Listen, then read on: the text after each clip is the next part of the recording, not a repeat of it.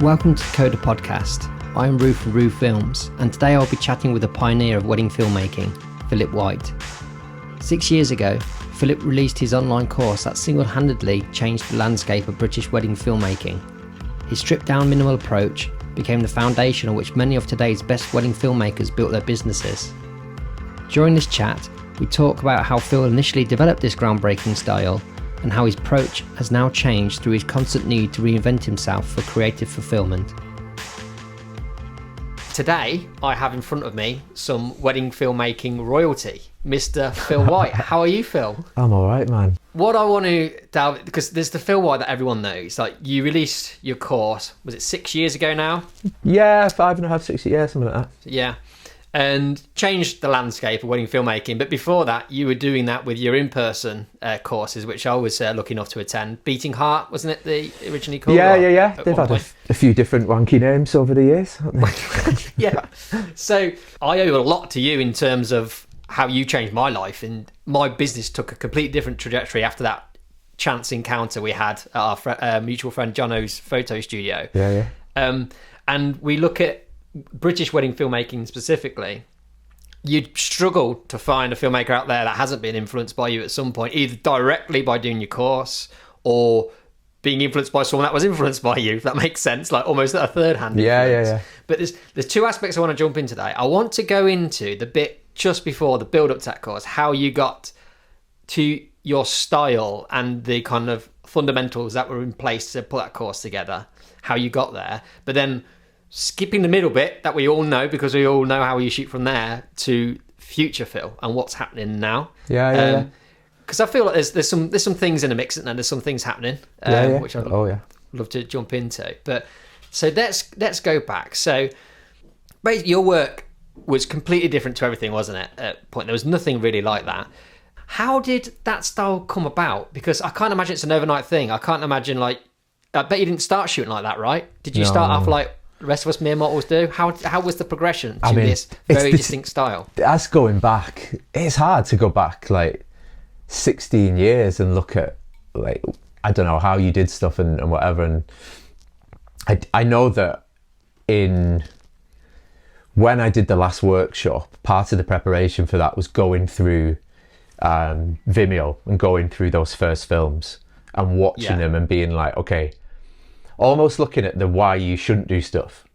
Do you know what I mean? And going like, this is the why this is how shit it looks if you do something this way or whatever. Or you use this focal length, or you use this equipment, or you don't expose correctly, or you blow out the highlights or whatever.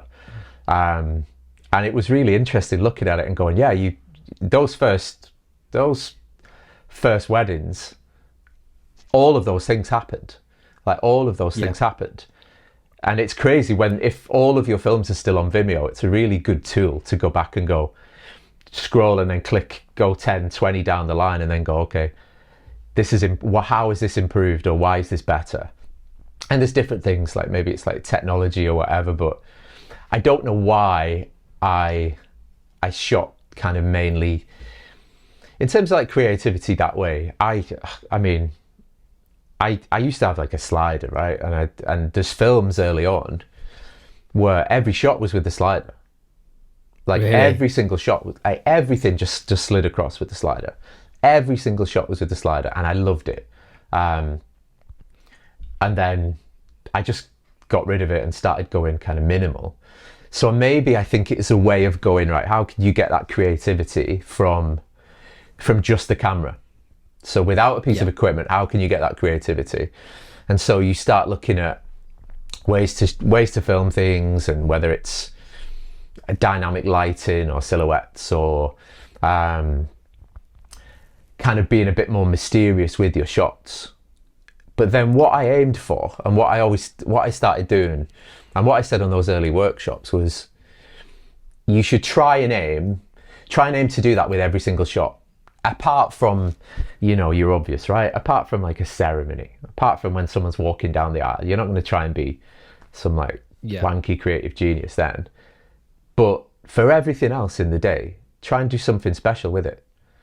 And then when you're going through your clips and when you're editing it, naturally that's going to come across in the film. And especially when you're making your short films, Like whether you make longer films, short films, or whatever, when you're making those short films, if you only go for those creative clips, if you only select the most creative clips in there, it's going to come across like it's going to come across as being different. And we speak a lot about why it's different to photography. It's obvious, like it's obviously one's film, one's photo, but you can be uber creative with a video clip, and it doesn't matter, like, because it's part of 150 other clips, whereas you try and deliver just one crazy photograph of like some weird reflection and nobody knows what it is, nobody cares. Like, no, like it just and things have changed in the way social media is now. And do you know what, not even social media, but how people's kind of perceptions and understanding and what they expect from films and photos, that's completely changed, and it's harder to do that now. But yeah, going back to that point, I don't know, I think it was a natural progression of just looking at how can you be creative whilst getting rid of all the shit and all the gear, maybe. So was that a key motivator as well? You wanted to strip your kit down and go more minimal. That was I just didn't see why anyone. I was just, maybe it's the lazy bastard thing, but like, basically, why would anybody not want to do that? I always had the thing of like, if you can shoot it like a photographer, and you know, every time I went and shot video, I'm always with another photographer, and I think seeing photographers, and a couple of like maybe later on down the line, there's a few examples that jump out of like people overseas or uber cool, like super cool photographers, just rocking up with this little thing and being like, this is all I've got, this is what I do. And you're there like pulling a coffin around with you with all these things and a million tripods, and you think, what's stopping me filming a wedding like that?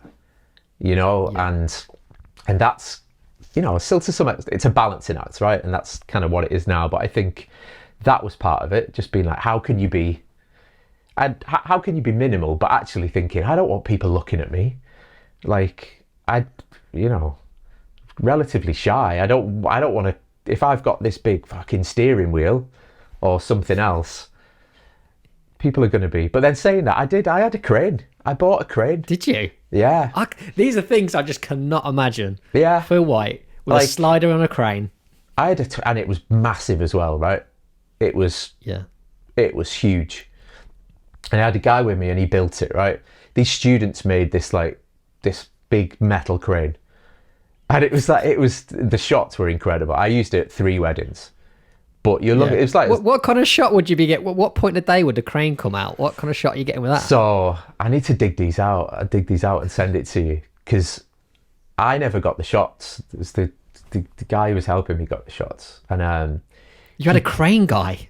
Yeah, it sounds so deep. Sounds diva-ish, doesn't it? But he got one like when a bride entered a church, like a big swooping, like lifting from like the floor, like right up into the sky. And then I remember he did like a dance floor one, but you're talking like as big as a car. It was this like mad monster thing. But as much as being minimal is there, like there was that thing of like, you want to, like, how creative can you be? Like how can you get, what can you do to get a shot that nobody else has got? Like, whereas it kind of wanes now. Like you watch films and you just instantly know how everything's done. And I think that's what takes the shine off it a little bit.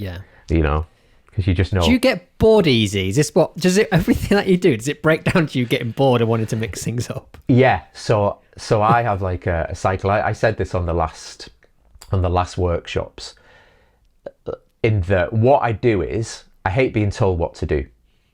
Yeah. But I hate being told what to do by myself. So what I'll do is I know the best way to do stuff with film and photography or whatever.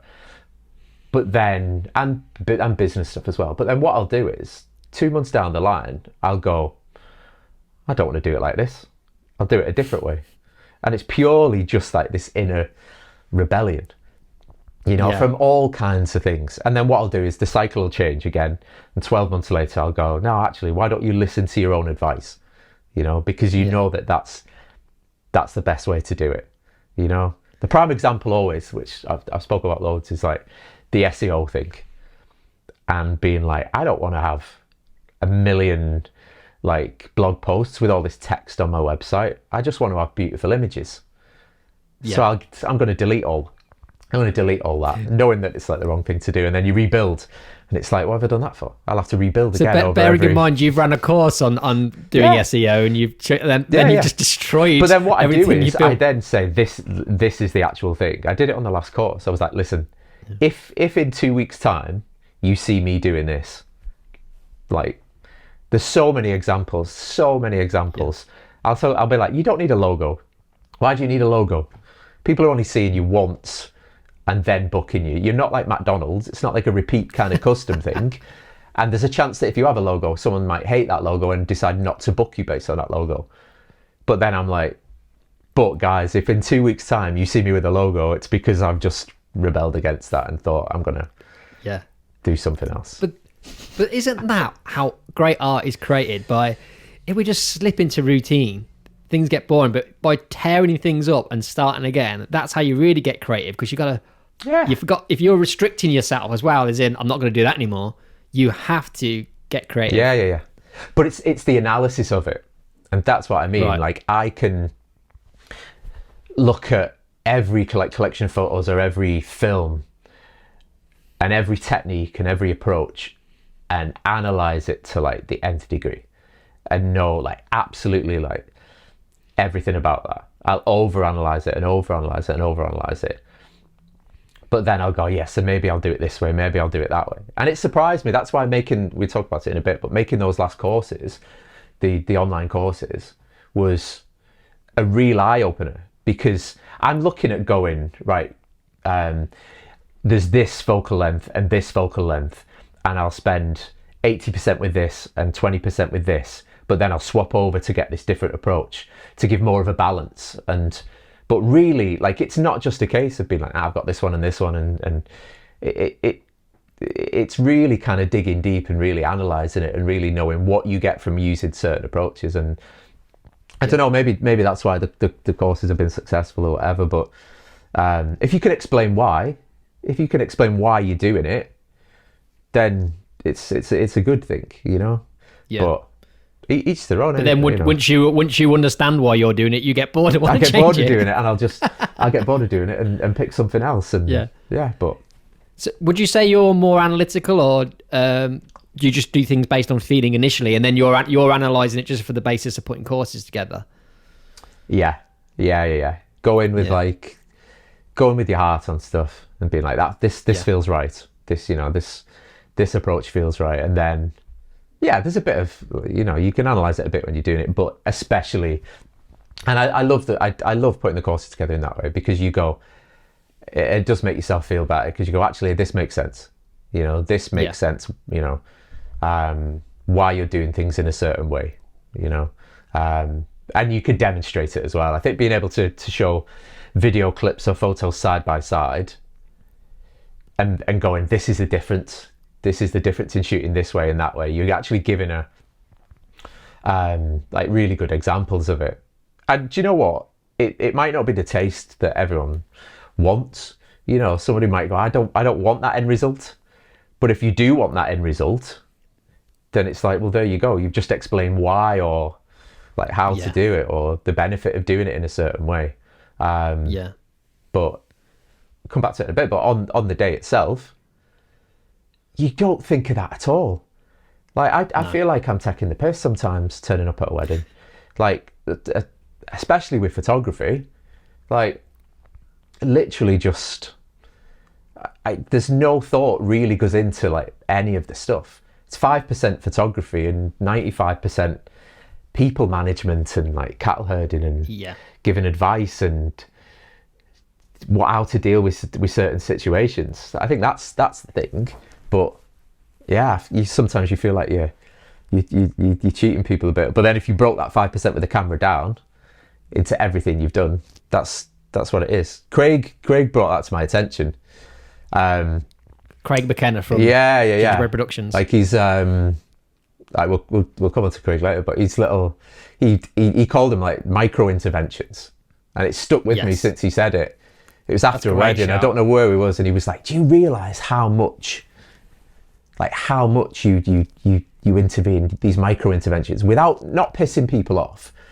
Like it sounds like you could piss people off, but just those, but tiny things, like some tiny, and I go into it in the course, but it can be like moving furniture when no one's looking in a certain room, or changing the timings of something, or I don't know, giving advice, or saying this, or saying, why are you getting in the car there? Why don't you do this? Why don't you do that?" And sounds like you could really, if you explained it, it does sound like you'd really piss people off, but it's not. You're just you're manipulating the day to kind of work how you want to work. If you're looking at speeches and things like that, and you can be like, actually, swap sides, you don't sit there, you sit there, you're taller than her, or I want you in this position, or all kinds of little bits and pieces, right? You don't realise you're doing it. None of I've us seen it realise you're doing firsthand because I've worked with you. We worked when I was doing photo, you doing video, and there was a few instances, and I was like, "This is really interesting." Like Phil is creating the perfect environment for the shots he wants to get without people even realising he is, and it was like you wanted. Well, in the first bit, we're all crammed in this room, and it was a cold day, and it was quite gloomy, and you were like, let's go out, let's do confetti, but let's do group shots as well, just try and keep people out. So we're keeping people out for a long time. Then we can get amongst get some nice candies of people while they're stuck outside. So it was a case of just making that happen. And the other thing was, where they're doing the speeches, you were like, got the venue used to have to get the ambient lights down, so because they had candles lit, didn't they? Yeah. But when they were putting the main lights on, it was just killing that ambience completely. So you got them to bring those lights down. And the couple wouldn't have any clue about this, but then it put such a better vibe for the whole thing. And there was these little moments throughout the day where you're doing that, and it wasn't like you were being a diva or bossy or anything. It was just little suggestions that all the people were on board. Like even myself as a photographer was like, "Yeah, that's a great shout. Let's do the group shot straight after that." But it was making the day still flow nicely, but making the perfect environment for great image capture, basically. It's the thing. It's second nature, though. That's the thing. Like now, it's not even like. I say that's 90% or 95% or whatever, but even when you're doing that is second nature now. So I tried to go through as many of these things I could on the latest course incarnation, and I'd shot a wedding at the weekend, and I hadn't realised. I was like, I've done all these things I documented them for the course and then shot the wedding. And then went to do the face-to-face workshop, and I kept harping on about this wedding that I'd just shot, and it wasn't even an incredible wedding, but I kept going back to it and back to it and back to it. And the reason was because everything that I was talking about, scripted from weeks back, I was like, I've just done this. I've just done this one little thing, without even thinking, But you were hyper aware of it because now it was in your mind, because you broke it down analytically for the first time. You realise, oh, I do all this. But it's mad. But I think that's what experience that's what comes with experience. But I don't know. That's what separates you as well, because one on your courses before, the kind of main key thing is it's simplifying everything. You're if you simplify things, you can get better work. But also there's this whole element of you that you don't even realise takes over, creating these perfect moments as well. So you can't it's hard to replicate that. It's a weird thing that it is so simple, but maybe it is. I don't really watch many films anymore. But then I think there were times a good few years ago where I'd watch stuff and I'd be like, shit, you've took what I've taught and just and literally followed it to the letter. And there's a bit of oh fuck, what have I done? Do you know what I mean? Because it's just and I always say, keep evolving, keep changing. But I've been saying for years now, I don't know what the next phase is. All the parts that you had in place for your course, were they incremental over time? Were they all part of a really long process of transition from? Because what were you shooting on initially when you first started shooting weddings, or the first few years? Good point, actually. Chad, I think it still may have been an 85, but maybe just because that's what I had. I think not 100% sure of the correct answer to that, but the first online course was definitely, like, I remember breaking everything. We just spoke about this, but broke everything down and going, God, yeah, I can list it all. Like, it's so kind of like linear how it works. Like, everything is done in the same way. But then, I don't know, can everybody do that? Can everybody go, this is my approach and this is what I do? And then if you're changing something, you know why you're changing it. I don't know how I don't know how I came to that 85 thing. We'll speak about it in a minute. I don't even do that anymore, which is so funny. No. Considering it was like the biggest thing, and it's like the 85. But it makes sense. For me, it makes sense that I can point a camera at someone who's like a meter or 2 meters, like 2 meters away, and I can get 5 shots of that person just by going like your hands, your head, whatever. Like I can move it up and down, and I don't need to go anywhere else, and I can tell a story, and I can get 5 clips and cut them together, and some will be good, some might not be as good as the others.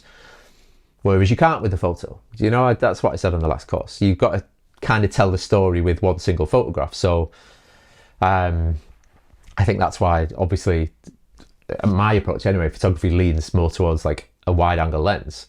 Whereas video is still, a lot of it is 85, 75, like that kind of stuff. But it is that. I think it's just the recognizing that you can move it around. You don't need to move, but you can build up your clips, which there's not that much time in the day, and you're looking to do that. And you could do. People say, yeah, you could do that with a zoom, but I just don't.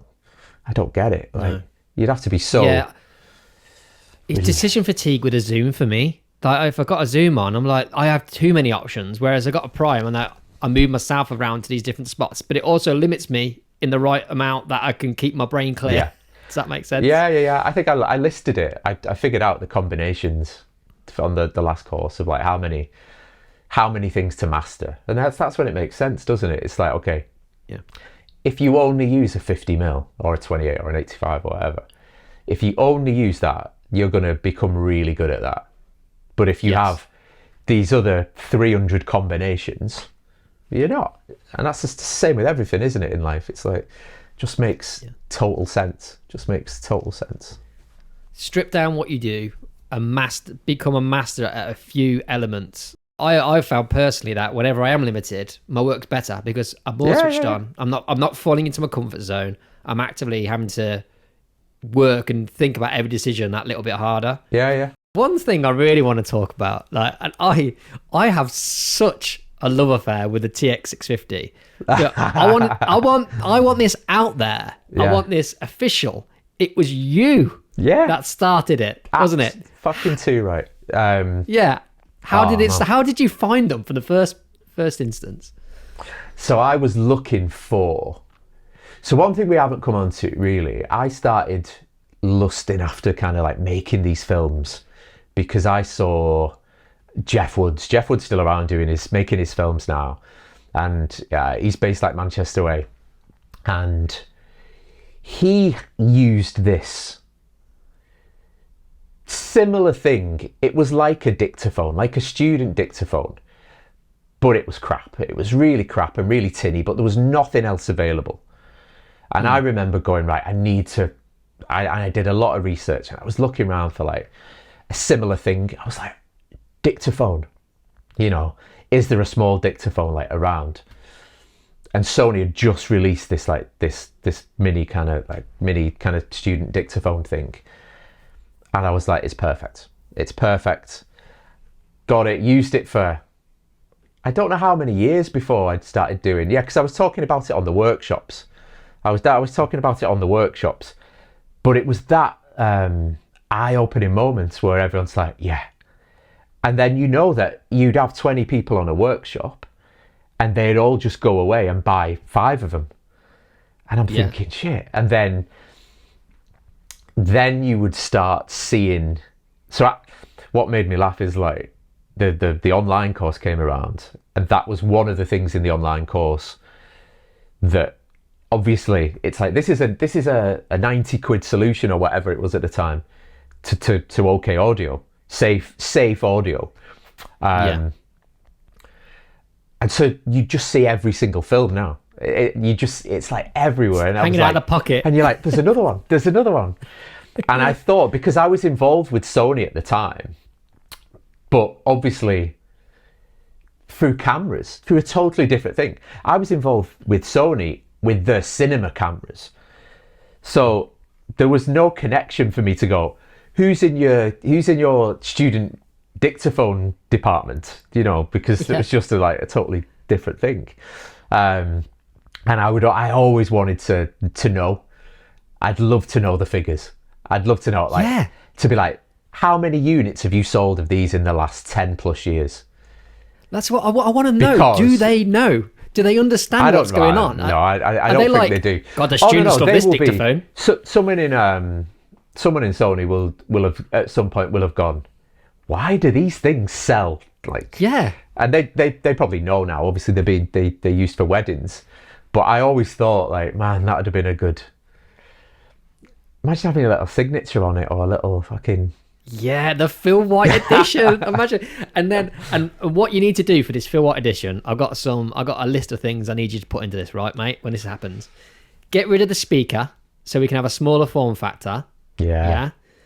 And then, because it's a smaller form factor, we don't need such a big clip. Create the clip so it looks a little bit less like a vape or a pen. Exactly. And 32-bit float, obviously. Yeah. As you do. Yeah, and a lav input if you need it. But so can you work on that for me, please, mate? Yeah, I'll do it. I did the thing about not following my own rules is that I just went, I'm not using these things anymore. I don't want to use these things because I mean, I'd always take them. I own about 15 of them. Genuinely, I own about 15 of them. I'm with the F2s now. To be able to hit record and not do anything else is incredible, because you know that there's the 32-bit floats. They're a little bit kind of plasticky and whatever, but I don't always take them with me because I know how many people are going to speak, but I can take like 4 of them if I need to. I can have a white lav that takes up no space in a camera bag in case the guy's wearing a white jacket or whatever. But there's always a feed for weddings, and there's an argument. I think if you go higher end weddings, like, oh, there's a feed or there's a sound guy or whatever. It's fine. It's like that's you know, that's kind of standard practice. What do you use to get your feed? The Fs. I've only last year the F6 is it? The another zoom, just because it's the 32-bit float as well. And I thought I can. Yeah, that's the bigger one, isn't it? The bigger. 32-bit float. But for different situations, you know, we're traveling and shooting next month, and I was like, that's just a little bit too clunky, you know. So I can take one of the other things, or you know, the F3 is one I've got, which is the small one. It's just got 2 inputs, but it's 32-bit float, small square. And it's ideal. Yeah. You've got to look at the job as well and go, what is, you know, what space do I have? You know, I always say, if you're going in a car, you can take anything. You know, if you're flying or you're getting on a train or whatever, and you've got to judge what you're taking for every job. And that's, you know, you're walking across like central London and you've just got a little rucksack. You've got to decide what you're taking and what you're not taking, and that's where your research beforehand comes in about going, are you going to have a sound guy? Is there going to be a desk? You know, you could say, how many speeches are there? And they'll say 16 speeches. That kind of does you a favour in some way, because you go, well, I'm not taking mics for everyone. So that is when you go, okay, well, categorically you have to stand in the same place. And I am only going to take one TX650 and tape it to the mic, and I'm going to get a feed. And then you've got like two sources or whatever, or maybe an extra one. But it's figuring out what you're going to do for each job. And so your gear loadout kind of evolves depending on, and changes depending on the job itself. Yeah. I found that for most over the last few years, it really does change around for what the type of job is. And, you know, some people, I think some of the last films I've done, people are like, we just want it stripped back. And we'll come on to pricing in a bit, but people have been like, can you strip your entire thing back to make this more affordable? And if you want to do it and you can do it, and you can be like, yeah, okay. It depends how honest you want to be and go, okay, I'm going to do it in some ways. That may mean just taking like a TX650 and a piece of tape, and you still get great results. Maybe the pressure of being like, okay, I've been paid X amount of money for this wedding. You go, okay, well, I can't afford to strip this back. I can't. Maybe there's right or wrong in that. Every wedding's important, right? But if a client is saying, I need a minimal approach, I need whatever, I need you to do whatever you can to, bring one camera, don't bother with this, or because surely that's gonna just make it harder for you, isn't it? Stripping it back. In terms of yeah. Do you know what? They should be paying more. I'll give you a really good example of that. Was a few years ago now. So this was somebody convinced me to have this like really stripped back approach, and they said just bring one camera, just bring one camera and a TX650, and they knew the stuff, they knew the gear. And when it came to the speeches, so I use a light now as well, which goes against like everything that I've said in the past. I use a light for certain situations in certain ways. And the one wedding where I absolutely needed a light, I didn't take the light. It was it was the darkest restaurant you could ever imagine in London. Like, it couldn't do anything. And so I thought I had this genius move. So they had these like little LED lights that were lighting the cake. And I said to the guy, I said, can I use one of these? And I tested it out before the speeches. I balanced this light pointing into this certain spot, and I thought, oh man, I've cracked it. I've got a spotlight. This is going to be like incredible. Like, and I've not had to bring any of the gear myself. And the first person stood up, and they were just like nuclear. It was and did you know what? There was no balance. It was just it was all or nothing. And I was like, fuck. I was like, this is bad. I was like, what do I do? Like, how do I change? And I managed to get the light and put it at the back of the room, and it became okay. But I don't know. Moral of that story is everyone is like, don't believe for 1 second that no one is fucking up. Like, like with everything, with all kinds of stuff, audio especially. I show all the examples on the course, on the new course, like, of certain things, and I've done it all. I've done all of them. I've had gear fail on, like sound gear fail on me during like outdoor ceremonies, and the bottom line for that is like own it straight away. If you own it straight away, like I got a bride and groom to just re-record. I was like, listen, this is what's happened. If you've got 5 minutes later on, I want you to say, and they said the vows to each other, and I dubbed it over. And even to this day, the audio failed in the ceremony. Yeah, and I still think they don't realise to this day that they spent 5 minutes doing it. But there's I've done the same as well. I've had people when one of my cameras went down, and I've got bridesmaids that gave a speech. I've re-recorded them giving the speech, and it's about. I've done it so. We many can cock times. up, but you got to find a solution, right? Yeah, and then be honest as well if you need to. I had a planner a few years ago wouldn't let me put a mic anywhere near a bridesmaid because it would ruin the fashion.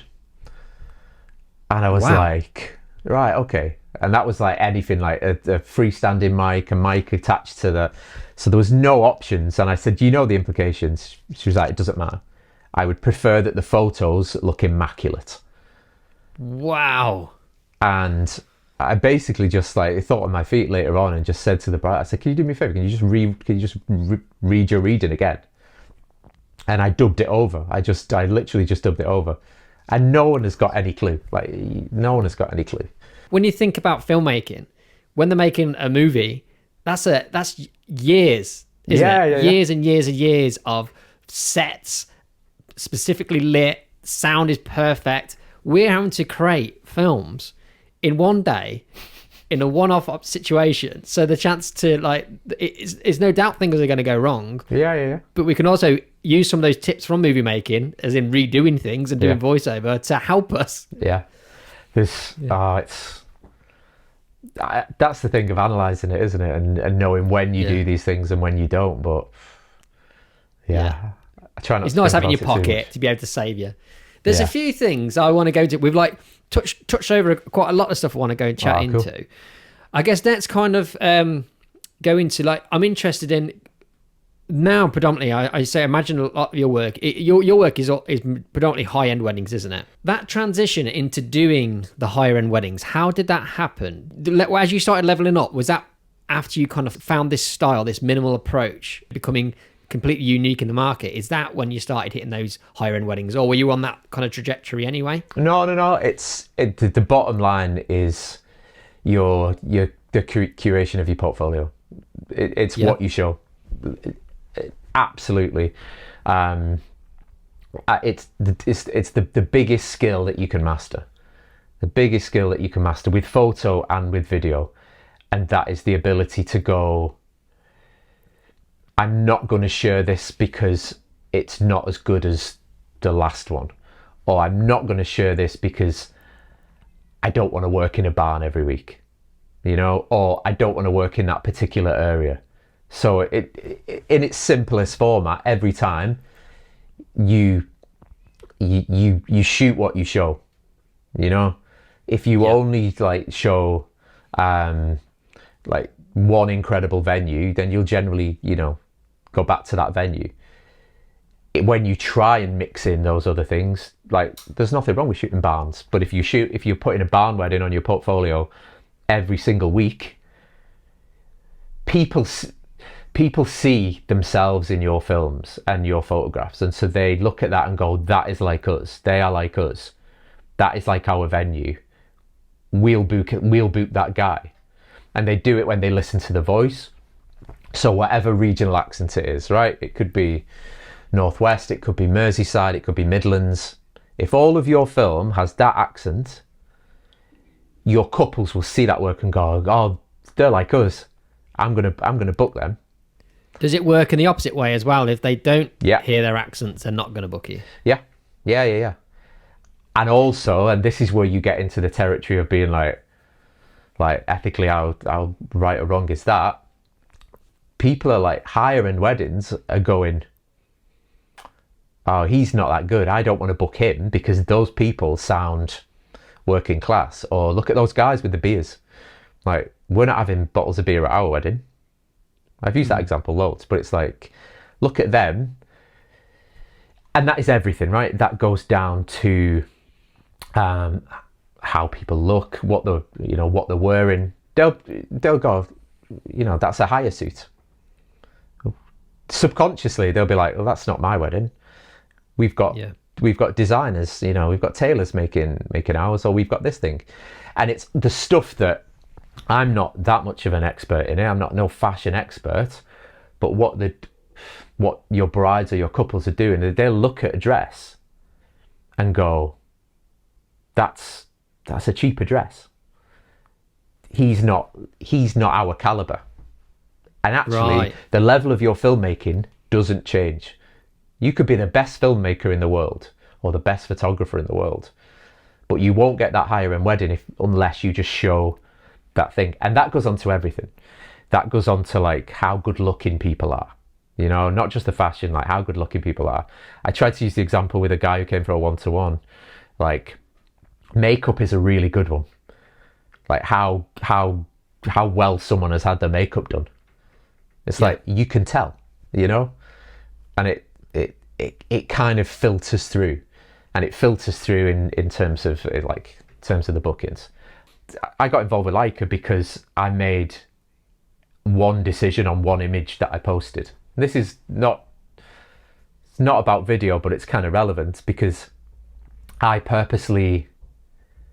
remember sitting there going, do I conform and post something a bit more colourful, a bit more bride and groomy or whatever, or do I post a shot that I want to post? And I had this decision going on in my head, and I posted a weird shot. I posted the shot that I absolutely loved, And then 10 minutes later, I got an email being like, we've seen this photo and we want to work with you and we want to do this stuff. And so I use that example now because everything goes back to something. Everything goes back to... So Leica, you got that deal, like the connection with Leica through that one photo? Through the one photo. And not even video? I think they looked at that. I don't know. I think I'd been on their radar maybe for a while or whatever, but the conversation... Because you were using the hashtag like Leica, weren't you? Like I did I did a few. I was conscious of like overdoing it, and I see people doing it now, and it makes me sick a bit because it's horrible, isn't it? It's just... But I think I did. I think at the time I was like, I'll put... For that reason, for that tick that box reason that I want to do something with them. And they got in touch over that based on the one. It was more of a Leica image, right? It was a... Yes. Whereas I'll see images now and see these, whatever it is. And I've recently posted images similar, like whether it's a confetti shot or whatever. And I think Leica aren't going to get involved in that because that's not the kind of image. What was the image? It was shot from above with a cue. So it was really lightweight. And it was a couple playing like a game with their hands. And I leant over the top of him and shot it. And so it was like the hands from above, in black and white. And so it's not like obviously not a traditional wedding image. But the bottom line is that we all make these, we all always decide to go left or right on about 30 times a day.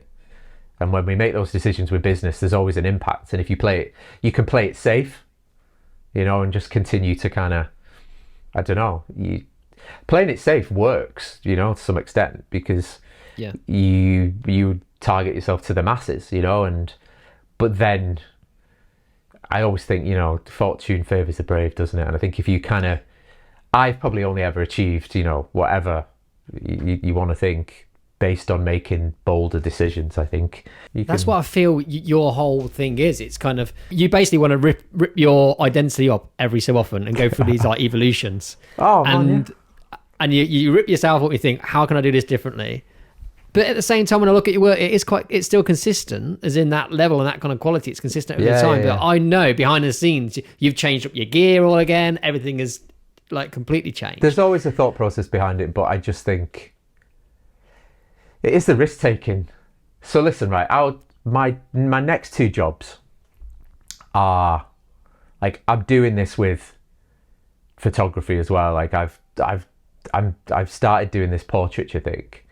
So I think next week, I go to Italy next week with Craig and Jono, right?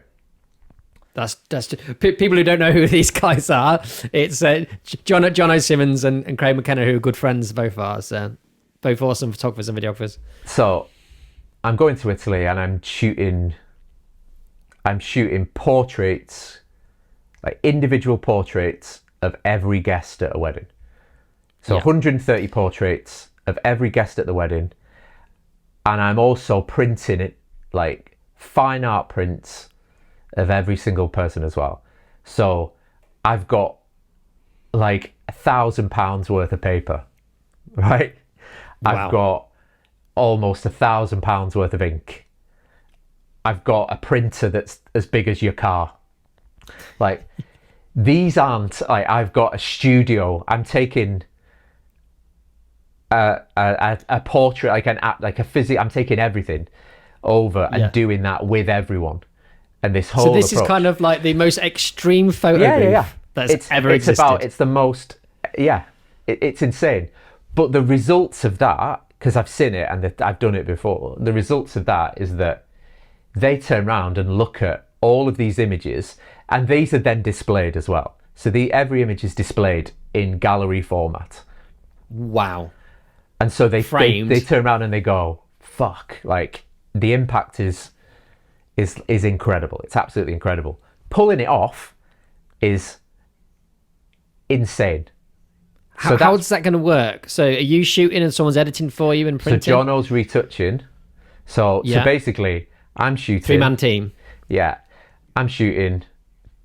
Jono's going to... so every image is like retouched and teeth whitened and eyes sharpened and everything as well. So there's so much into it. and then it's printed, and so that is I told you that because the idea of like the boldness and everything else. The next job after that is the same day. We've got another same day edit. We've got another same day edit. Is in video or photo? In video. So we've got exactly the same as the one that I know we're going to talk about it. We've got another American same day edit. So wow, it's like, but then it shows you whether it's a British thing. Both of these clients are American as well, but whether it's a British thing, we don't take any risks. We just kind of go, oh well, what we'll do is we'll go and we'll get married in a church and we'll have a cake, and it's like, I don't know. I just feel sometimes that some of these kind of like, it is mainly Americans, but they'll just go, yeah, man, let's do that. Let's play our film that's been edited on the same day to every guest. And the thing is, it is mind blowing. Like, it is such a buzz. Like, the stress is insane. But you've got 150 people like crying and whooping and being like, "Oh my god!" Wow, yeah. But then you think, and you can't get ghosted when you do a same day edit. Exactly, yeah, exactly. But like, no one's done it. I've never done one in the UK. No planner in the UK. I work with quite a lot of planners. No planner has ever gone, let's do that. And I always think, why? Like, why? I think I know why. Like, the last thing I'd want is force my guests to watch a ceremony they've just already watched on the telly. Yeah, like, it's a very British thing, isn't because it? Our ceremonies are boring as well. That's the thing. Our ceremonies are pretty boring ceremonies. So, yeah. So this is something. I'm going way off now. I need to get back to structure, but I need to ask this question. I'm so sorry. So this, I'm gonna do you a massive disservice by saying photo booth, because it's not a photo booth. I tried to, you know what I tried to do? I tried to go, I will never use that word in the marketing of this product. And it's the easiest way to do it. It's the easiest way to do it. Just for an understanding for people listening, because it is like a high-end, it's basically a studio shoot for people, but in a photo booth format, as in they do it at the event and they get the pictures happening at the event. How did that come about, as in your thought process for it? Then how have you then managed to be able to get these high-end jobs with it? Because I've seen you've got like Jamie Redknapp, you photographed in it. You did Ramesh Ranganathan, you did his wedding. They had a wedding, yeah. How did you come up with this idea? Then suddenly you're doing it at these celebrity weddings. How did that happen? Bit of hustling, like everybody else. Yeah, do you know what? Without sounding like wankery, being a bit clever with it and listening to. I was at a wedding with a planner, and she said, "I've got these jobs coming up," and I was like, but I said, "Okay, that's." I suddenly go 12 months down the line in this process. So me going 12 months down the line is right. I want to build up a portfolio. I'm still figuring out what works and what doesn't work with it, but also being like, I need to seize this moment. So I'm basically just like, listen, I've got something that you're gonna love. Right, so she wasn't saying like I need a high-end photo booth. She was like, I've got this wedding to them, and I said, I do this thing. You really want it? Like listen to this and try to give the pitch. And she was like, okay. Let me go to them. She's like, how much does it cost? Let me go to them. And they agreed. And then I did it. And I mean, that was only like the third or fourth one in, but still you're learning things about what worked with this and what doesn't work. Same with video, and I've learned like so much from it, like absolutely so much from it about, people's behavior and how you can get the best out of people and your timings and camera stuff as well, like what kind of even down focal lengths and settings and backgrounds and being creative with it and all that kind of stuff. But it's a process. But then, like I said, it's not easy. It's a difficult one, It's but then you're walking away from you've got that whole thing. I see the makeup artist walking away from a wedding. I'm like, they're done for the day, and you've captured a bit of that with high-end photo. Yeah, but you get the you get the acclaim. It's like you're in the band as well. Yeah. So because they're displayed and gifted to people, they're like, fucking hell, it's like, yeah. You found the perfect thing. All the best bits from every wedding supplier discipline merged into one. Yeah. Great acclaim, great product. Yeah, man. You can walk away from the day with no extra edits. Yeah. Amazing. Right, we're going backwards. Yeah, okay. do it. So let's talk about the planners. Mention that. I want to talk into that. How did you, because I imagine a lot of your work now comes through planners, and the big opportunities do come through planners, don't they? How did it start? How did you get in with the planners from the first place?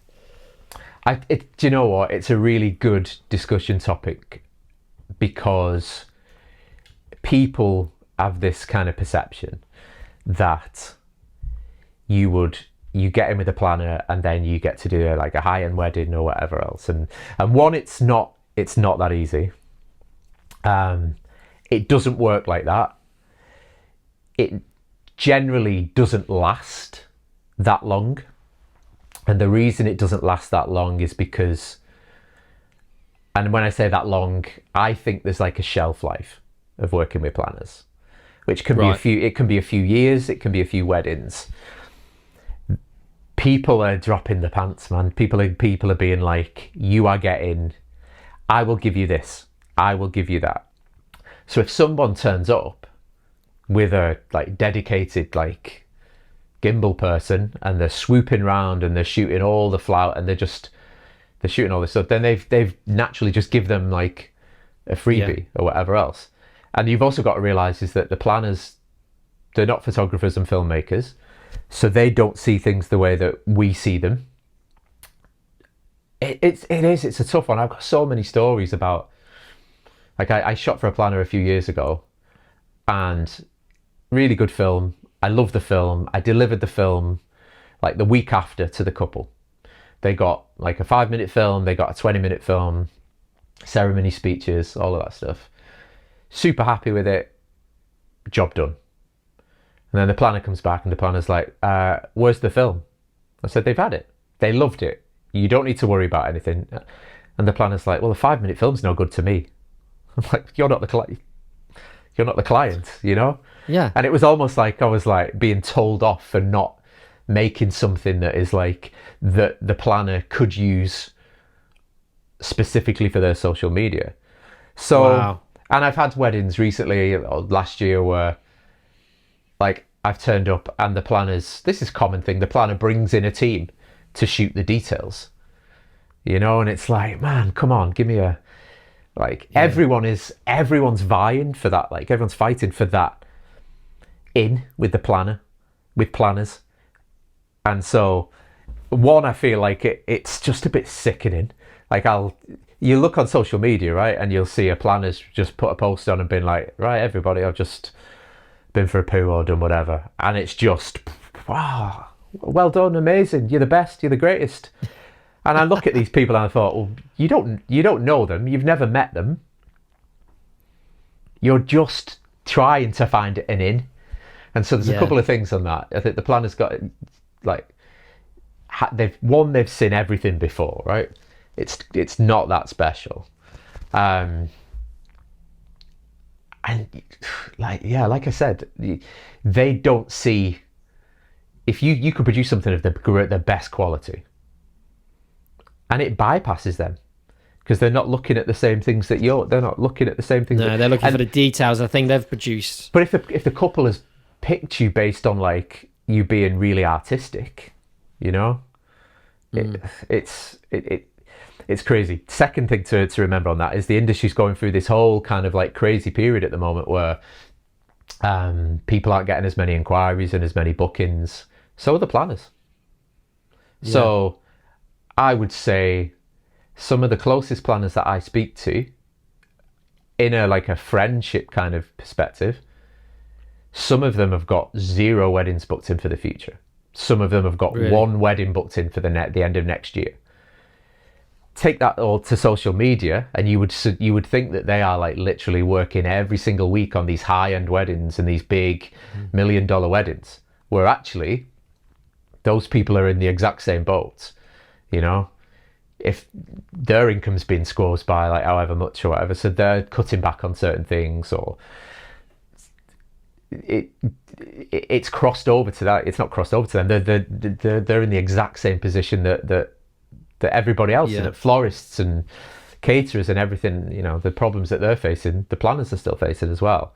So it's a really funny situation. But mixed with that, you've got the fact that everyone is just dropping the pants and being like, well, I'll give you video for free, or I'll give you photo and video for free, or I'll do this thing, or I'll give you Super 8 for free, or I'll bring someone and they'll just shoot your details, or I'll bring a drone guy and he's going to do this thing. And it's like, the product can be absolutely dog shit, but because it's the planner, it shows that planner's work, they will then go, okay, you're my guy.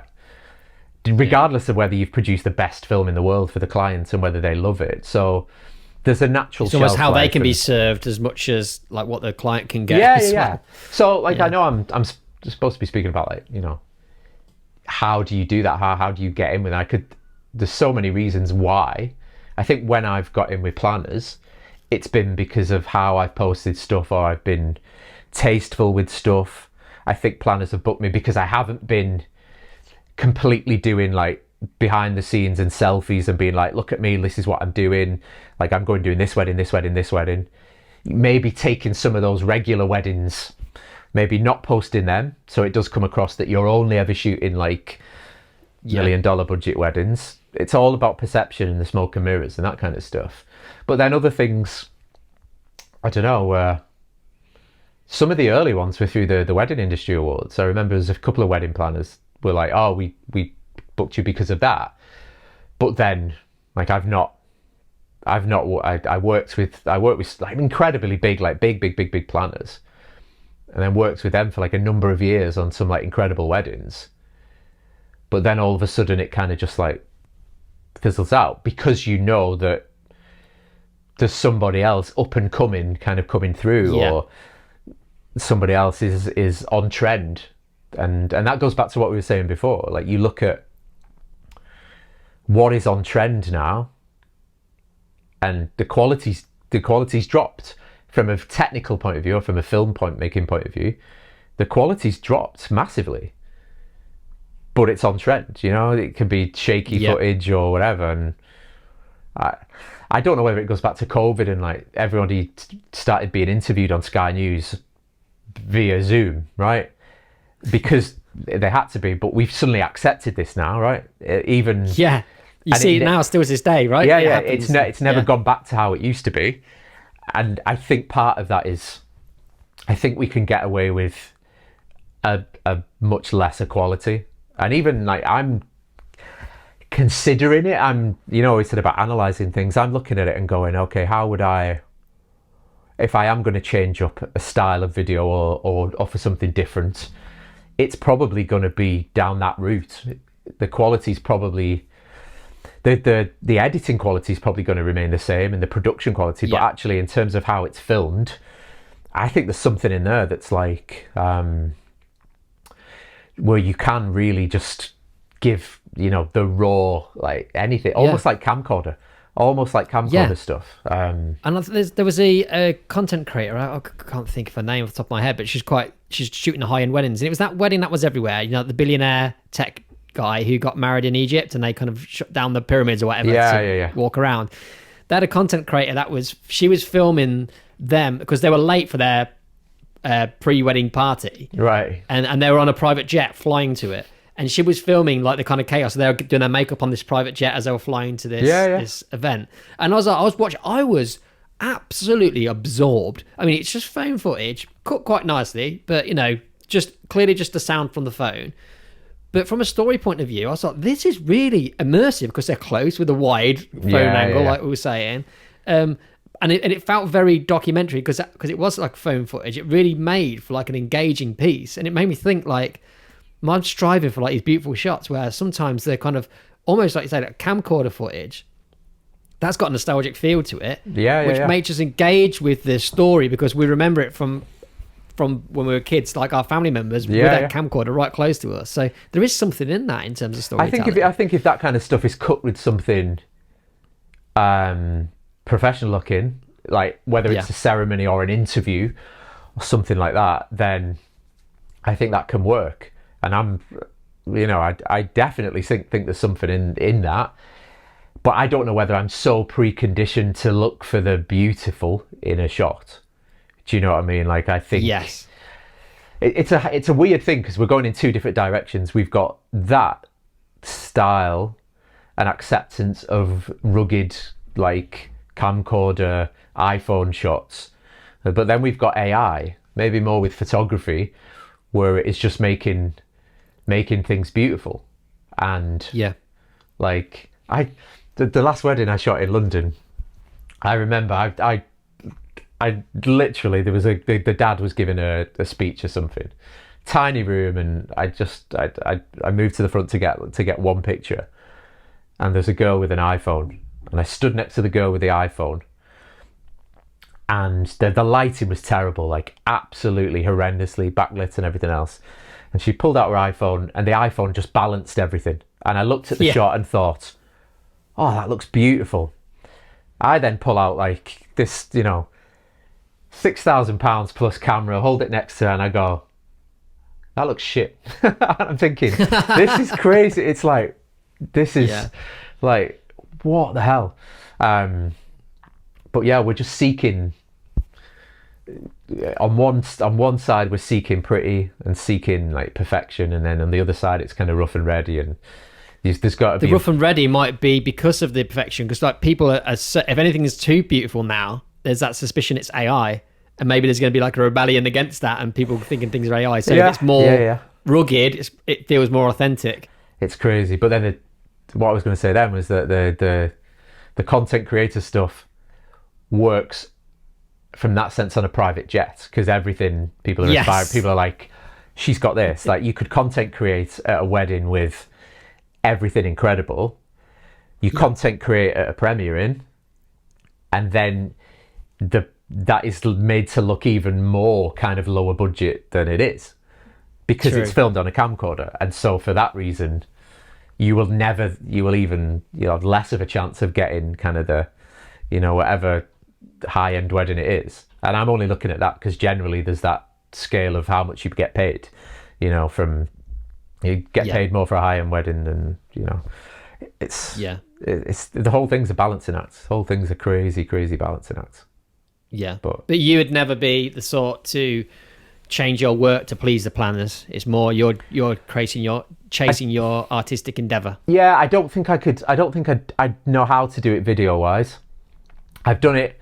I did it with photos once, where I shot a wedding to be more kind of like bright, medium formatty, Californian-y, kind of that kind of vibe. And then was like, what have I done? Like, this isn't... But Did you feel dirty? I felt dirty. But I'll go around in circles anyway, trying to figure out what is the approach that I want to do. Like, how do I want to shoot? How do I want to shoot photos? I can change a photography approach really easy. Video, I'm that conditioned to go in and shoot things how I shoot it. And shoot a ceremony how I shoot it, and put it together. I think it's harder to come away from that. But yeah, to answer the question, I've been able to, I've done it for photo. I don't know. You get the example being that someone could say, oh, can you use a different track? Can you put a pop track over the top of it? It's like, I've never been that bothered about that kind of stuff, There's a good example from last year. Craig McKenna filmed the wedding in France. Beautiful wedding in France. I was on photos, and they wanted a dance track, like a proper hardcore dance track over the top of it. And I was like, shit. I put it together though, and I was like, I love it. This is like really good. But you never would have even considered doing that if no.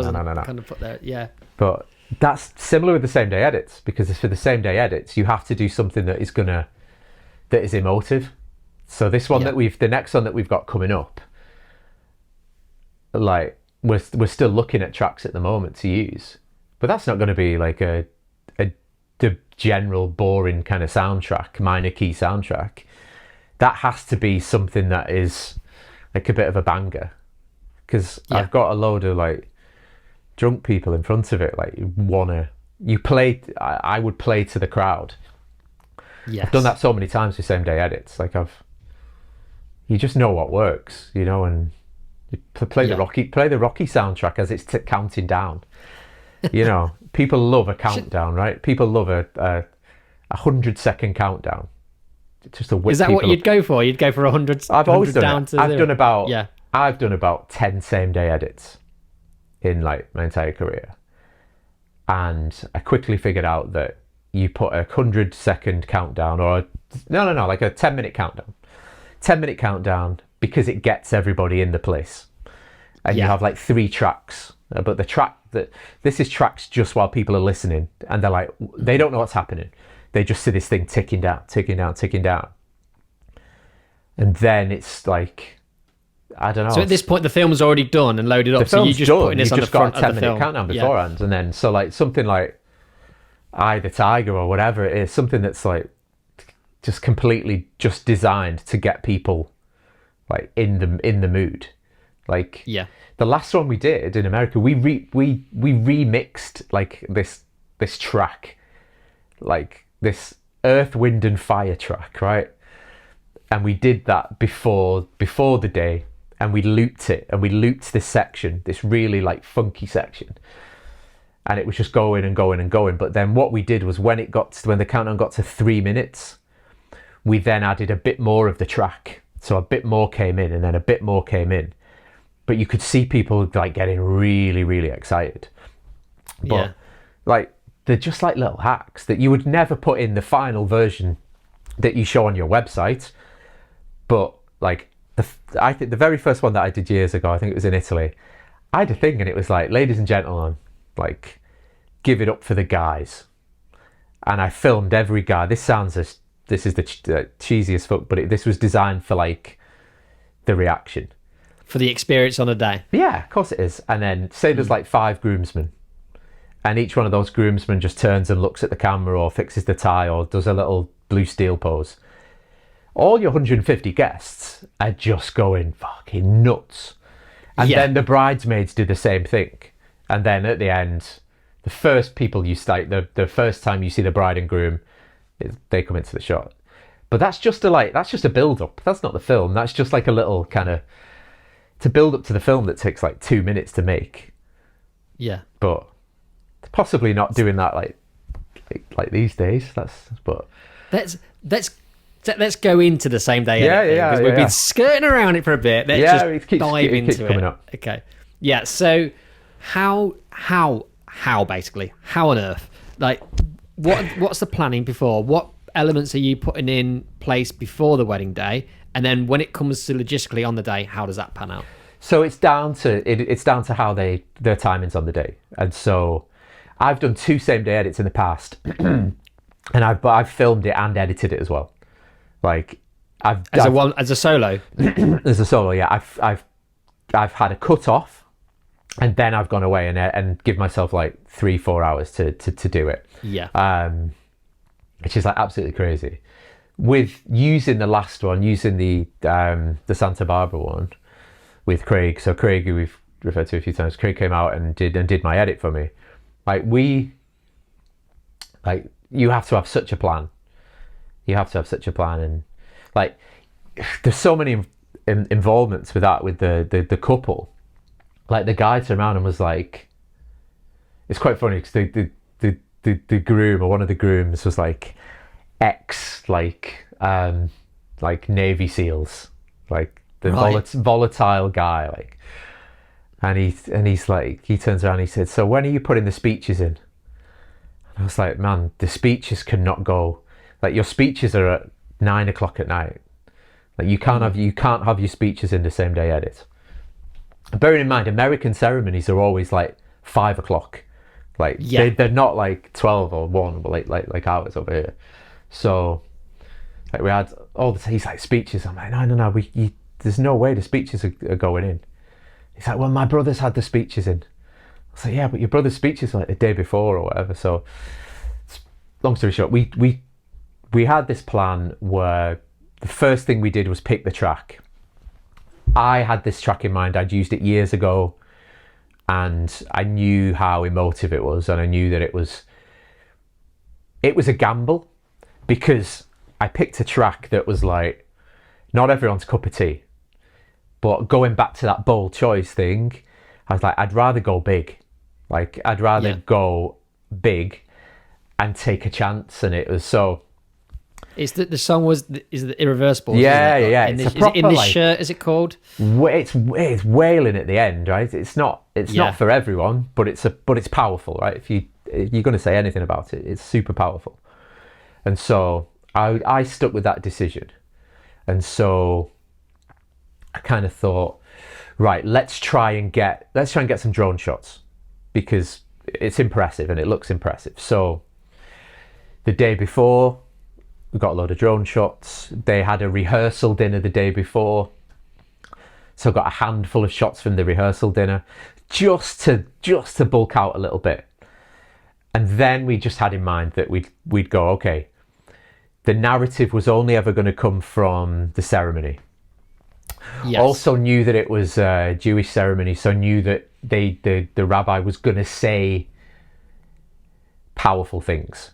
Like he'd have something to say. Like, it's not as if we had a registrar over here and you were like, I've got nothing to use.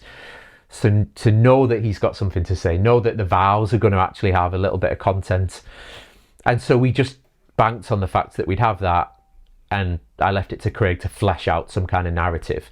But for the rest of it, was like, okay, we're just going to start with preps, or start with a bit of the couple preps. And the ending was always going to be when they enter the room. It was always, and there's a drop in the track as well. Like we'd highlighted that it goes up and up and up and up and up and then just drops. So I think it was kind of like, we need a moment for that drop, and that drop's either going to be when they come into the room or when they kiss, like after when they say I do or whatever.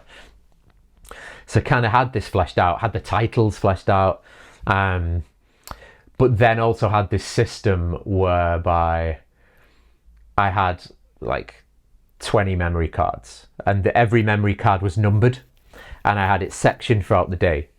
So the best example of that was that they got ready in like a hotel somewhere else. And so I said, right, I'll shoot preps for 45 minutes.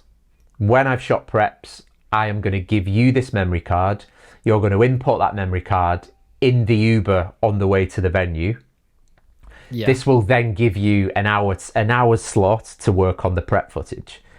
Whilst Craig's working on that hour slot, I was then shooting something else. So we knew exactly what section we were doing at each time. I was filming one section, he was editing a different section. Did they get ready to get, because this is the same sex wedding this was, wasn't it? Yeah, so did the grooms they got in ready, the morning for preps. They were together. They were together, yeah. But right. I also knew that the bit that's only going to go in the film. So I literally only filmed the bits that I knew I was going to use in the film, and I controlled that. I did the lighting and the curtain thing, and I was like, okay, like put your jacket on, stand here, do that. That was it. So like I maybe shot 10 clips during preps, but I was like, I know, because the last thing you want, 10 are going in. The last thing you want is to give Craig 150 shots from preps and say you have to go through every single one of these to find the gold in there, So in terms of the day, it was very like organized. But then we knew that the last thing that was happening was they come in, they had a first dance, and then they go back eating again and doing whatever.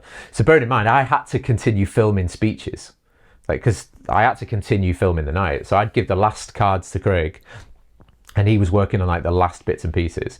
But then there was like an hour at the end where he knew he wasn't getting any extra footage. And then basically the laptop that you're editing on just goes out into like a big cinema screen. The cinema screen's plugged in, and it just goes straight into the countdown and away. And it was quite funny. Did you have the countdown pre-ready? The preloaded as well? Countdown's all done. I remember, like, I'd never forget, because I was stressed to fuck. Like the just so much stress. It's horrible. And poor Craig's like putting this stuff together, and it was incredible what he did. But he opened with a shot of some guests, and I remember being like, you can't. The first people you see cannot be guests. Has to be the couple. And my wife came out to America with us as well. And she's literally like, it doesn't fucking matter. Like, nobody cares. Nobody will care. Like, you just leave it at this. And I just remember being like, thinking, you know, because you've just lost control, and being like, no, it's perfect. It's absolutely perfect. But you know, if you were going to sit there for 2 days picking some, like, really going through something, you'd want to do that, the little things that you do. You'd want to be looking at, like, conversations and the sides of the screens that people are on. So my analytic brain is already going, why aren't we doing this? Why aren't we doing that? And it's like, just leave it. Just, you know, the job that he did in that period of time, and the story that was told, and the emotion and everything was perfect. But what's really funny is that is the moment when they play it on the screen. That should be the moment that you want to milk it, right? That you want to literally. And in the past, I've been sensible enough to, like, put my name on it, and I've had like 150 guests, like, all chanting your name, and it's like, fucking hell, this. You feel like a rock star. What happens more often than not is that I've just ran off. I've gone, there's the same day edit, there's a USB, there's my laptop, and I've done this twice now. I've give it to him, and I've just walked away. And just gone and really just sat in a cupboard and been like, I can't even handle the pressure of this. Oh my God. Yeah, but we stuck around. So, like, the last one in America, gave them the laptop, watched it, shaking for, like, the whole thing. Like, absolutely, like, I was just physically shaking.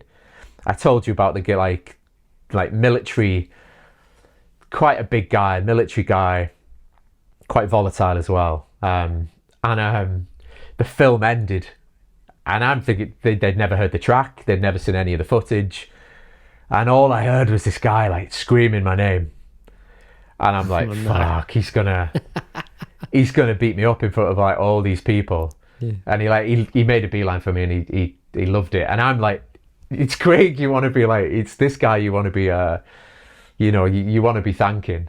And I was like, I need a drink.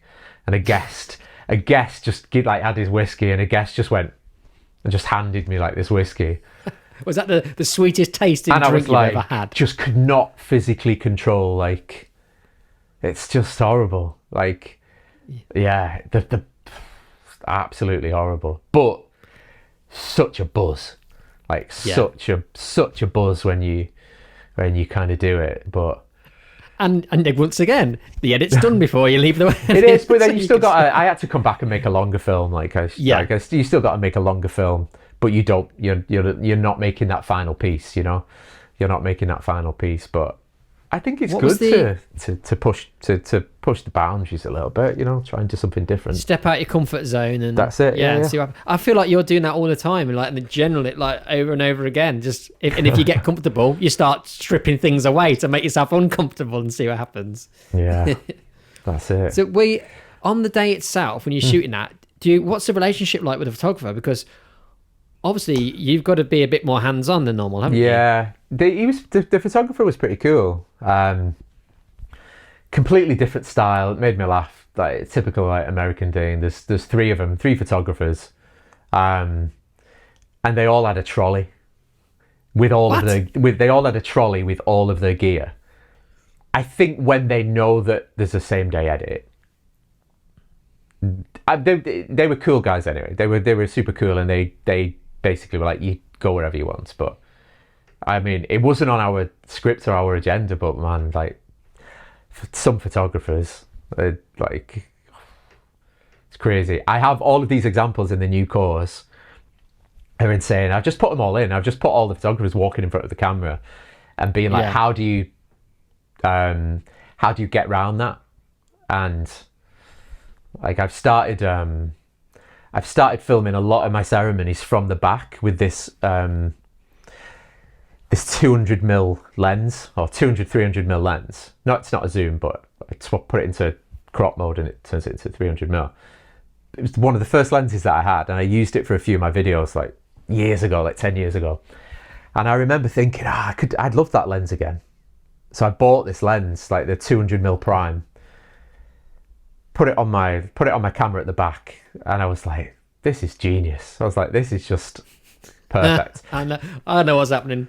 Well, the side-by-side comparison that I've got in the course is great, because there's all these photographers just in the aisle walking around looking at me, being like, we don't care.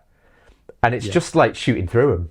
It's just like shooting through them and just perfectly like composed. Oh, really? It was like, I thought you were going to say someone just stood in front of it instantly. No. Like, I mean, they could if they, but you can move it by an inch and it just it just kind of fixes it. But there's some shots with that I'm like, it's good, but it's, again, playing it safe if you need to.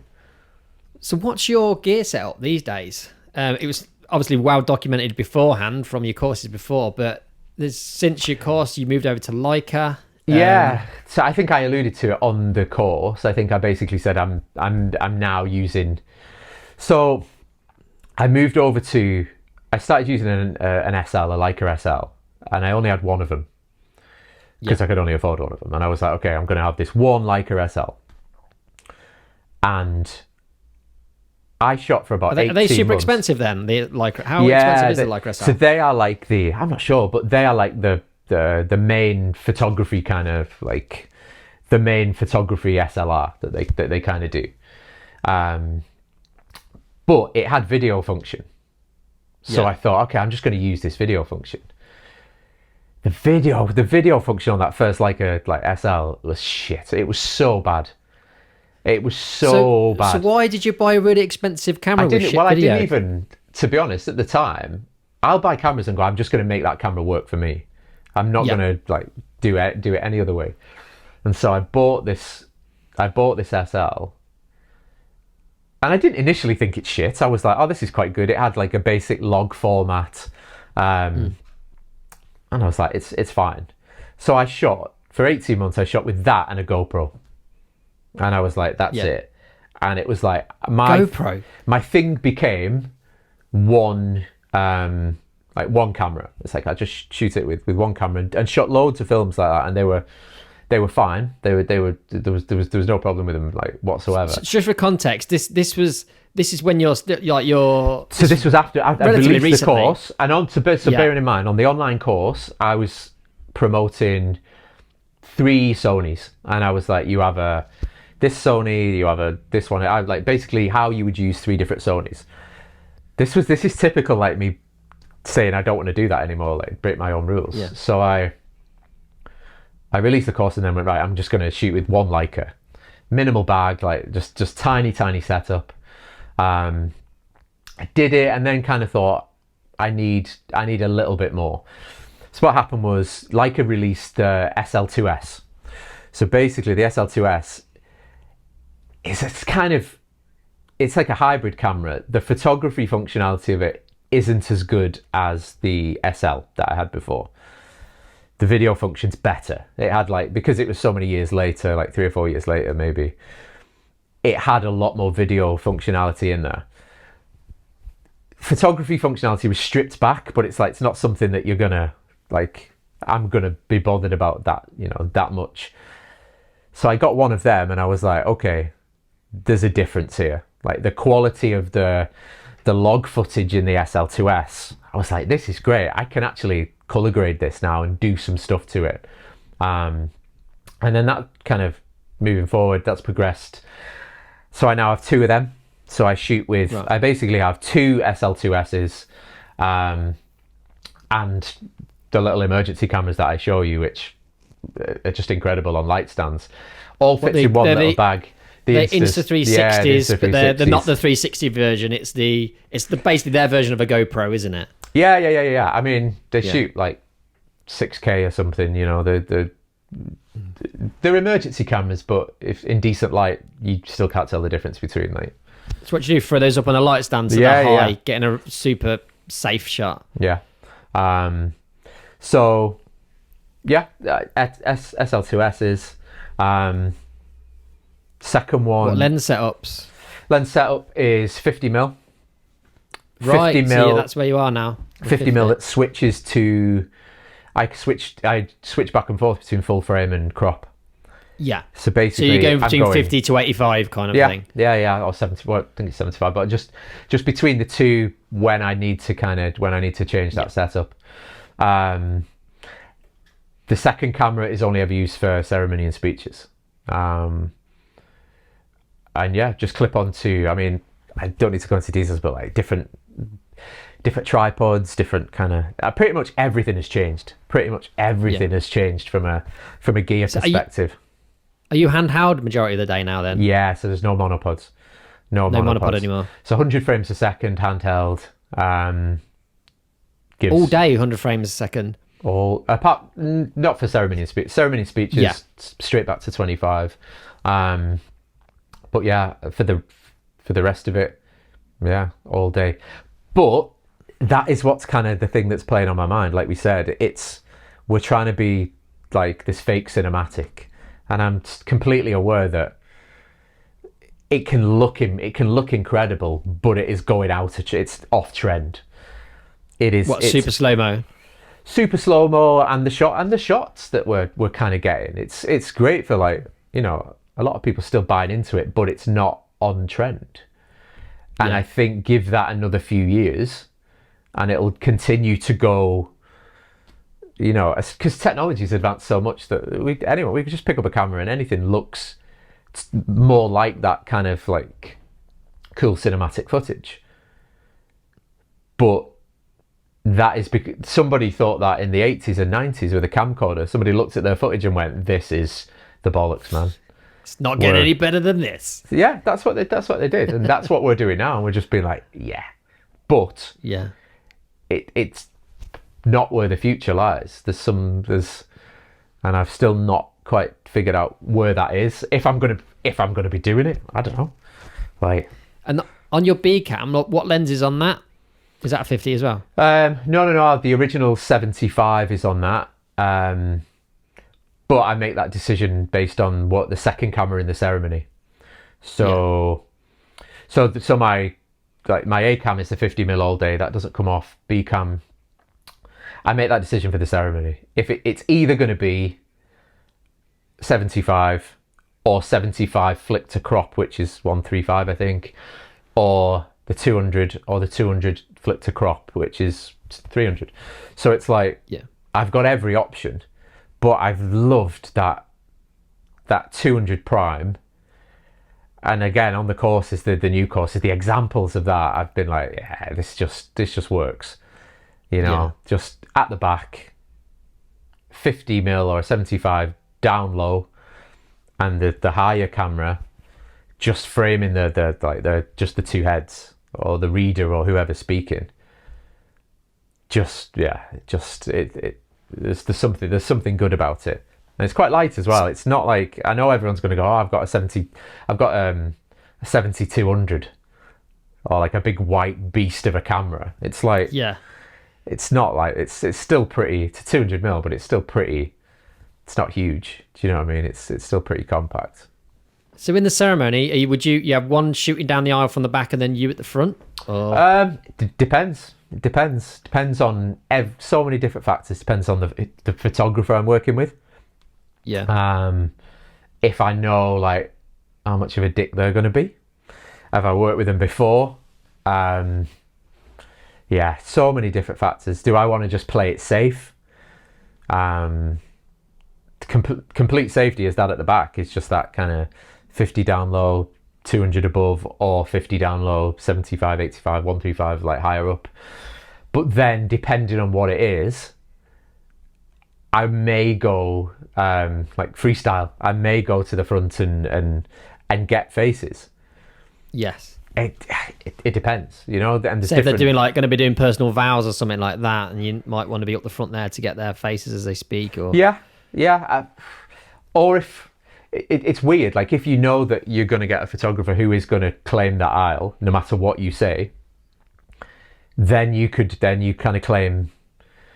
you select a lens at the front that you know that they're not gonna get in that shot. Same for speeches, right? Same for speeches. Yeah. If you claim a position, if you claim the corner of a table during speeches, and you basically go, there is no physical way that you're going to walk in front of me, because that would just be like rude. Like that's just going to piss everybody off. So it's just thinking those things in advance and being like, okay, maybe, so the 50mm probably wouldn't be great at the front to get faces if there's a photographer, because they can always kind of creep into that shot. But an 85 probably gives you just enough space, whereas you think they're never going to just kind of encroach. They may just be on the outside of it, but then, like I said, you get things wrong where you make decisions. There was one that we did. Craig came to one in Verbier last year, and he came out just to do the ceremony, just to be a second camera during the ceremony. And the setup that we planned for was me to be at the front and to wander around while he was manning the camera at the back. Yeah. And as soon as I got to the front, I realised that I'd never be able to do that. There's too many flowers. So I ended up at the back. Craig's whole journey was not pointless, but it was like, it just wasn't needed, because I could man the two cameras at the back anyway. Are you having communication with the photographers before each of these moments, like the ceremony and the speech, to see where they go? Or does it sometimes that just go out the window anyway? Yeah, sometimes it'll go out the window. I shot one, I think it was last year, maybe in the year before, where not only was there a 2-person photography team, they brought in 2 videographers. I was one of the videographers. They brought in another videographer from Italy, just with a completely different style. Oh man, and it was just nuts. I was like, how does that plan out? So the couple hired a second videographer. Yeah. They loved this. They were like, we like your style, but we like their style as well. So we'll book you both. So I was like, okay, that's fine. And that was where I knew what was going to happen. That's where I absolutely nailed like 300mm at the back and like aced the ceremony. But when you look at the wider shot, there's like 3 other people sat in the aisle. Wow. I thought you'd only film a ceremony with a tripod or tripods. They like gimbaled it. They just walked. It's weird seeing other people's techniques. They circled the whole time. They just walked around like holding the gimbal. Like, that'd be a weird watch back, wouldn't it? Crazy. I can't imagine. It was absolutely crazy setup, but just a totally different style and a totally different like posed style with like couple shoot and stuff. Like we've not kind of touched on it yet. I'm getting really big on like the whole like authenticity side of thing and style side of things, and I don't even shoot in the couple. Just doing a couple shoot, I'm like, oh, this feels wrong. This is just fake. This isn't right. It's just weird. And so I've delivered. Yeah, you'll see that in loads of the films that I've done, but a lot of the recent ones, I'll pinpoint and you'll go, there's not a single moment in that film that was fake. Like, and when I say fake, I mean, can you just stand over there, telling them hold to hands? do something. Yeah, you hold hands and walk over here, or just have a little moment in that tree or whatever. And the last film I did this year, I just remember sitting there. I was like, this is horrible. I was like, this is soul destroying. And it was nothing more than just the couple just being there, the photographers being like, let me shoot through these branches. And I thought, almost looking at it as an onlooker and thinking, fucking hell, this is killing me inside. This is horrendous. Like, this is just, and it was fake, but not as fake as like, they weren't touching faces. They weren't like looking around, like gazing into the camera or doing all that kind of shit. They were just being themselves. But it's still, I thought, oh, I don't like this in the films. Like, I'd much prefer, I love a wedding film, or my own wedding films, where I can go, all of this was real, genuinely real, you know. There's real content from every section, as opposed to suddenly going in there and being like, oh. And it's probably just me looking at it and thinking, that was the moment where I asked you to sit on a bench or whatever. Like, Yeah. which is the opposite of how things are going at the moment. I don't watch other wedding videos unless it just. So I don't really. I never scroll down an Instagram grid anymore. The only thing I ever see is if I turn it on, and it's the thing at the top. So the thing right at the top when I turn it on. And there was a film before, and I couldn't help but watch. I watched it for like 30 seconds. And it was a film in New York with a photographer I'd worked with before. And I thought, fuck me, it's just like pretty drone shots, which look stunning. Like New York with the drone shots look absolutely incredible. Like the couple doing like a styled thing. So like they're turning around, gazing at the camera, touching each other's face, doing a dance routine. The moment it goes to a guest being normal, it just dog shit. And I find this all the time. I find this more with photography. I've done quite a few photography one-to-ones in the last few months. And I've seen like beautiful portraits of couples.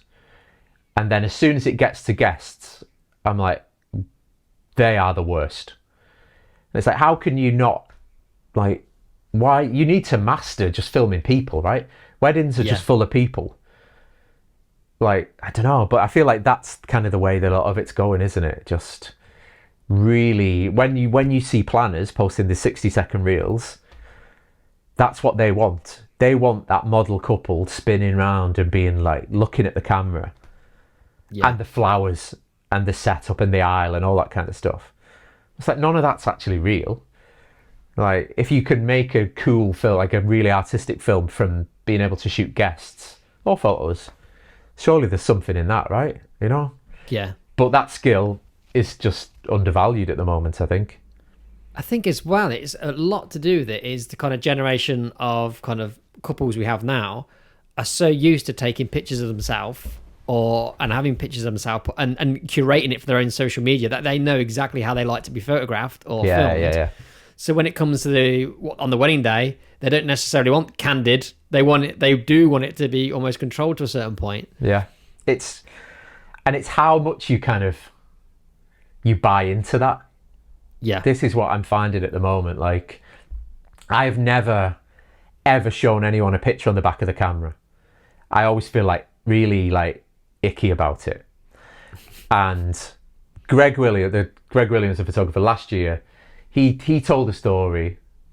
We was at this event, and he told this story about he's going into rooms with like big Hollywood actors and whatever, and he basically, the first thing he does is take a picture and shows them the picture. He said it puts them at ease immediately because they can see that what he's doing is doing well. And so I thought, I'm going to try this out. This is literally right last weekend. I thought, I'm going to face my fear. I'm going to show someone a picture. So I was like, do you want to see a picture in the taxi? They're like, yeah. Showed them the picture. I was like feared in case they suddenly started throwing things at me. They're like, oh my God, that's incredible. I then took it one step further and thought, I'm going to send it you. Fuck this. I was like, so I'm airdrop. I was like, I'm tacky as shit. Right? I knew it was. I was like, I picked 6 pictures, 6 previews, JPEGs from the camera, airdropped them to the couple on the Friday, couple on the Saturday. Man, the response from like, though, I know this is playing the game, it's playing the system, but it just shows you that like a lot of the time, playing it cool and playing it artistic doesn't always work. You've got to embrace what is the future in tech and social media and all that kind of stuff. And like, my inquiries went through the roof because instantly the bride's like, here's my 6 pictures. And they hadn't even made it to my laptop yet. They were just in-camera JPEGs. No way. But I'm like, fucking hell, that's, you know, maybe it's just like being the old man in the industry. Do you know what I'd done prior to that? For 12 months prior to that, I'd get home and I'd make 10 prints for the couple. And I'd send those prints to them, like, so that when they came back off honeymoon, they had this package there. They opened the package, and the first image they saw of their wedding was this beautiful print that they opened up. And I was like, tasteful as fuck, right? Not doing anything for my business, really. No. So, yeah, unless they take a picture of it and share it, whatever, but exactly. It's not got the impact. But it's going to look shit when they do that, so. Yeah. So how predominant is photo in your business now? Because it seems like from your social media and even your website, you really have shifted from being Phil White the filmmaker to almost Phil White the photographer who does a bit of film. Yeah. Is that I've done on purpose? Yeah. Oh God, yeah. It's made me laugh because recently I've worked planners, couples. Last weekend, turn around and go, man, I didn't know you did video. I was really? It's like, wow. Yeah. They were like, oh man, we'd have had a video. I was like, oh right, okay. You're never going to get your custom TX650 at this rate. I know. I've purposely, for different reasons, I prefer photography over film. Like absolutely, like I've much more of a passion for it. I was a photographer before I even started making wedding films, so it came from there. The bottom line is, for me at the moment, how I shoot photos, those photos are done in a couple of hours, and I'm putting proper care and attention into them. There's no AI. I'm not sending them off to like some robot to like sift through them or whatever. I'm going through them and it's done. I sit down to make a film properly, not cutting. I think on the last course I was very much along the lines of like being like, knock it out in a couple of hours and blah blah blah. Paying attention to it and doing everything proper, it's taken me a couple of weeks. It could take me about a week. Take me like full time, like a 9 to 5, whatever. It's like, it's a week. And it's a week of like proper thinking, syncing audio, fixing the audio, improving the audio, taking this shot. How does this shot work with this clip? He's speaking about this. So what shot do I need to put over that narrative to match that? And then I'll go to a wedding, shoot like 1,300 pictures, come back, be like, keep, done. And be like, okay, these are the ones for my blog, these are the ones for social media, done. I'll have that done on the train, on the way home, or on the plane on the way home, or whatever. And so I'm like, why is this a thing? Like, why is like, especially when I'm seeing photographers offering free video as a means to get people in. I'm kind of like, man, you're giving away a job that takes you 5 times as long. So that's the original point.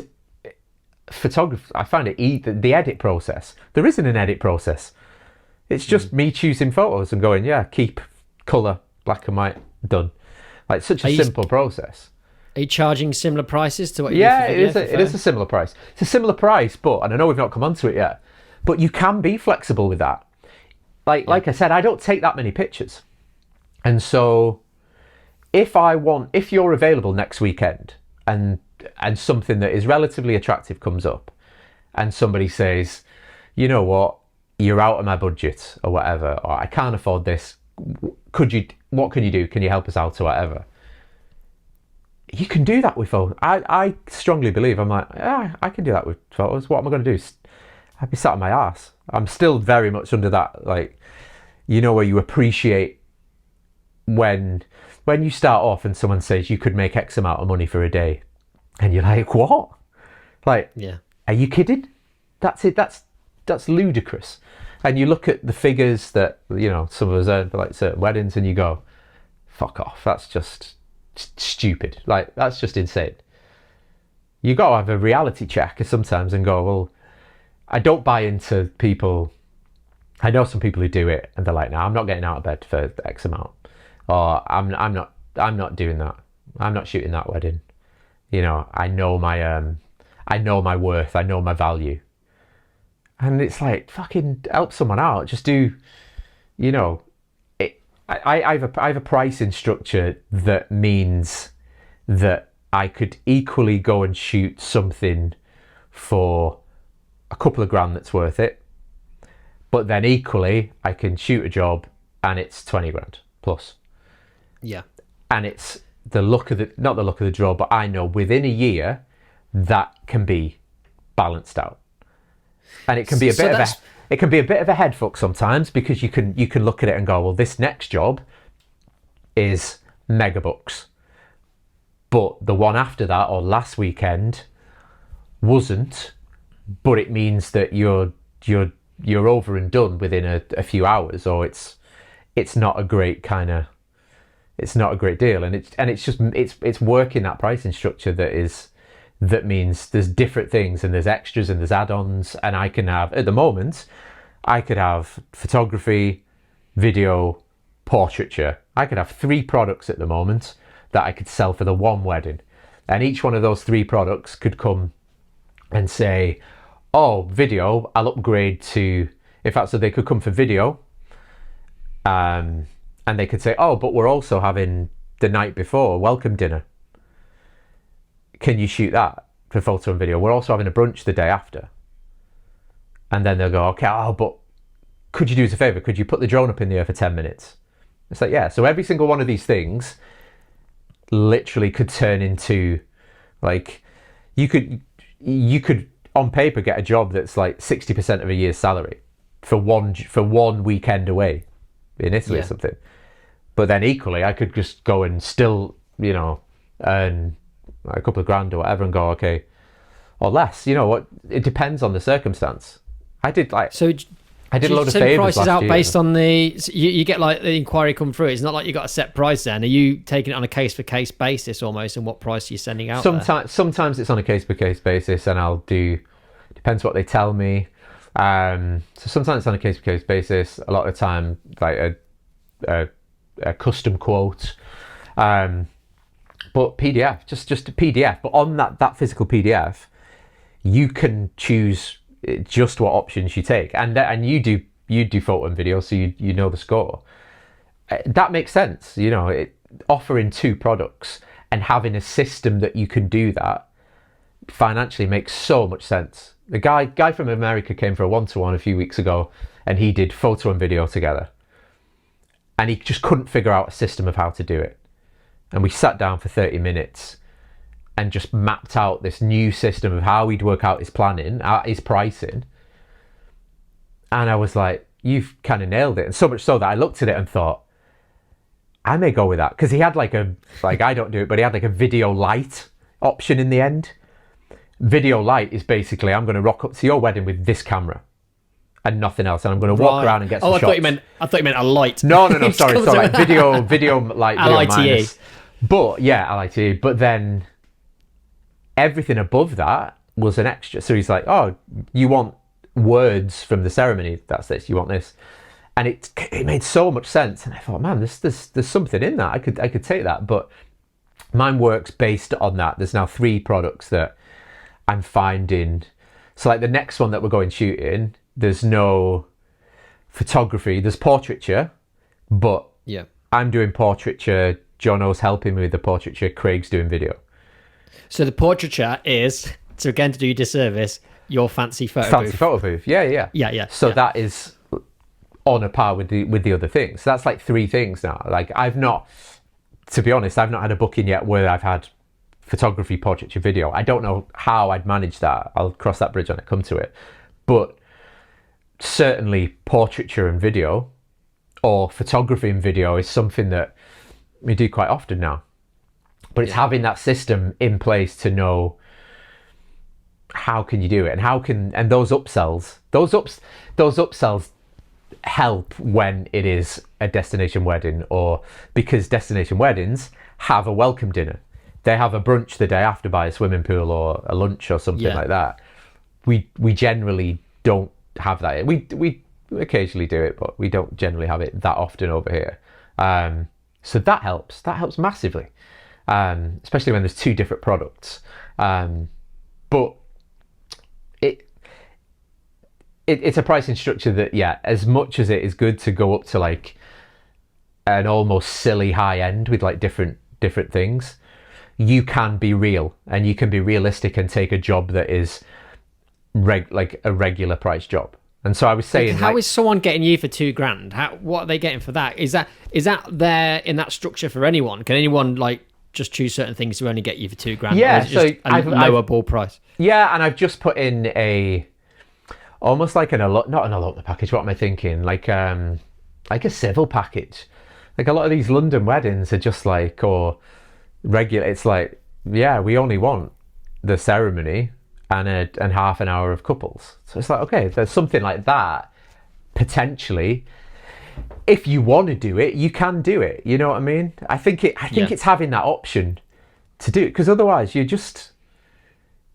you're missing out financially. And this would be different if you were shooting 60 weddings a year. If you're shooting 60 weddings a year, then potentially you're going to kill yourself. And I've been there before in the past. Like, I've shot like years and years and years ago. I've had like 50 weddings a year and been like, I'm dead. And I've absolutely killed myself mentally and physically trying to do it. And I'm not about that. Like, I have a completely different mindset on everything now, and life and how much work you do. And a lot of it is that with the price. Like, I know I don't want to get all deep and philosophical or whatever, but a lot of that is based on giving a bit back. Like, I did 2 last year. I did 2 last year where they were massively reduced, but I did it for like one of my youngest was leaving sixth form, and it was her teacher had like always like loved the stuff that I did, and I was like, yeah, I'll do it, because you're not being a wanker, you know, you're just being like, yeah. And it's and you know what, some like the best way, it really put me back into, this was how like the weddings used to be. Like, we laughed about the barn wedding, but it was like, no, this was just like a little marquee. Like, this is amazing. And I was there and back in a day, and I was like, this, like, I will never ever going to criticize the types of weddings or how people do or how much they charge, because everyone has a system for themselves. And the bottom line is that I know people, so this year when inquiries have gone a lot less, the people who have stuck to their guns and have gone, I only charge 10 grand plus, and I've seen this in years gone by as well, they don't have a single wedding. So I could list, I'm not obviously going to do it here, but like, I know photographers on Instagram who you look at their feed and the things that they're posting, and it looks like they are taking over the world. But I also know that they don't have a single job booked in, or they didn't at the time. They don't have a single job booked in the future, because they can't get a job, because they've isolated themselves into being this 10 grand plus kind of like photographer or videographer. So then if you look at that, if their inquiries drop by, if the higher end videographer who charges like, who only needs to do 5 weddings a year, their inquiries drop by 80%, then what have they got? 1 job remaining? If you're shooting 50 weddings a year, charging £1,000 a pop, and yours goes down, you've still got a salary, haven't you? Exactly. It's like, so there's no right or wrong. Everybody does what is right for them. I feel like I preach this on every single podcast I record, but we're in this industry, we're in a position where we can create the business around us and how we want to live our lives. Yeah. And it's, some people want to be out there and shoot a lot, and there's a lot less risk if you're shooting a lot of weddings, because like you say, if you lose a couple through cancellations, whatever, then it's not the end of the world. But you go the higher end where you're shooting less for more, you lose a couple of those, and it's, you know, it's harder to survive. It's about you and your balance and what you want from kind of life as well.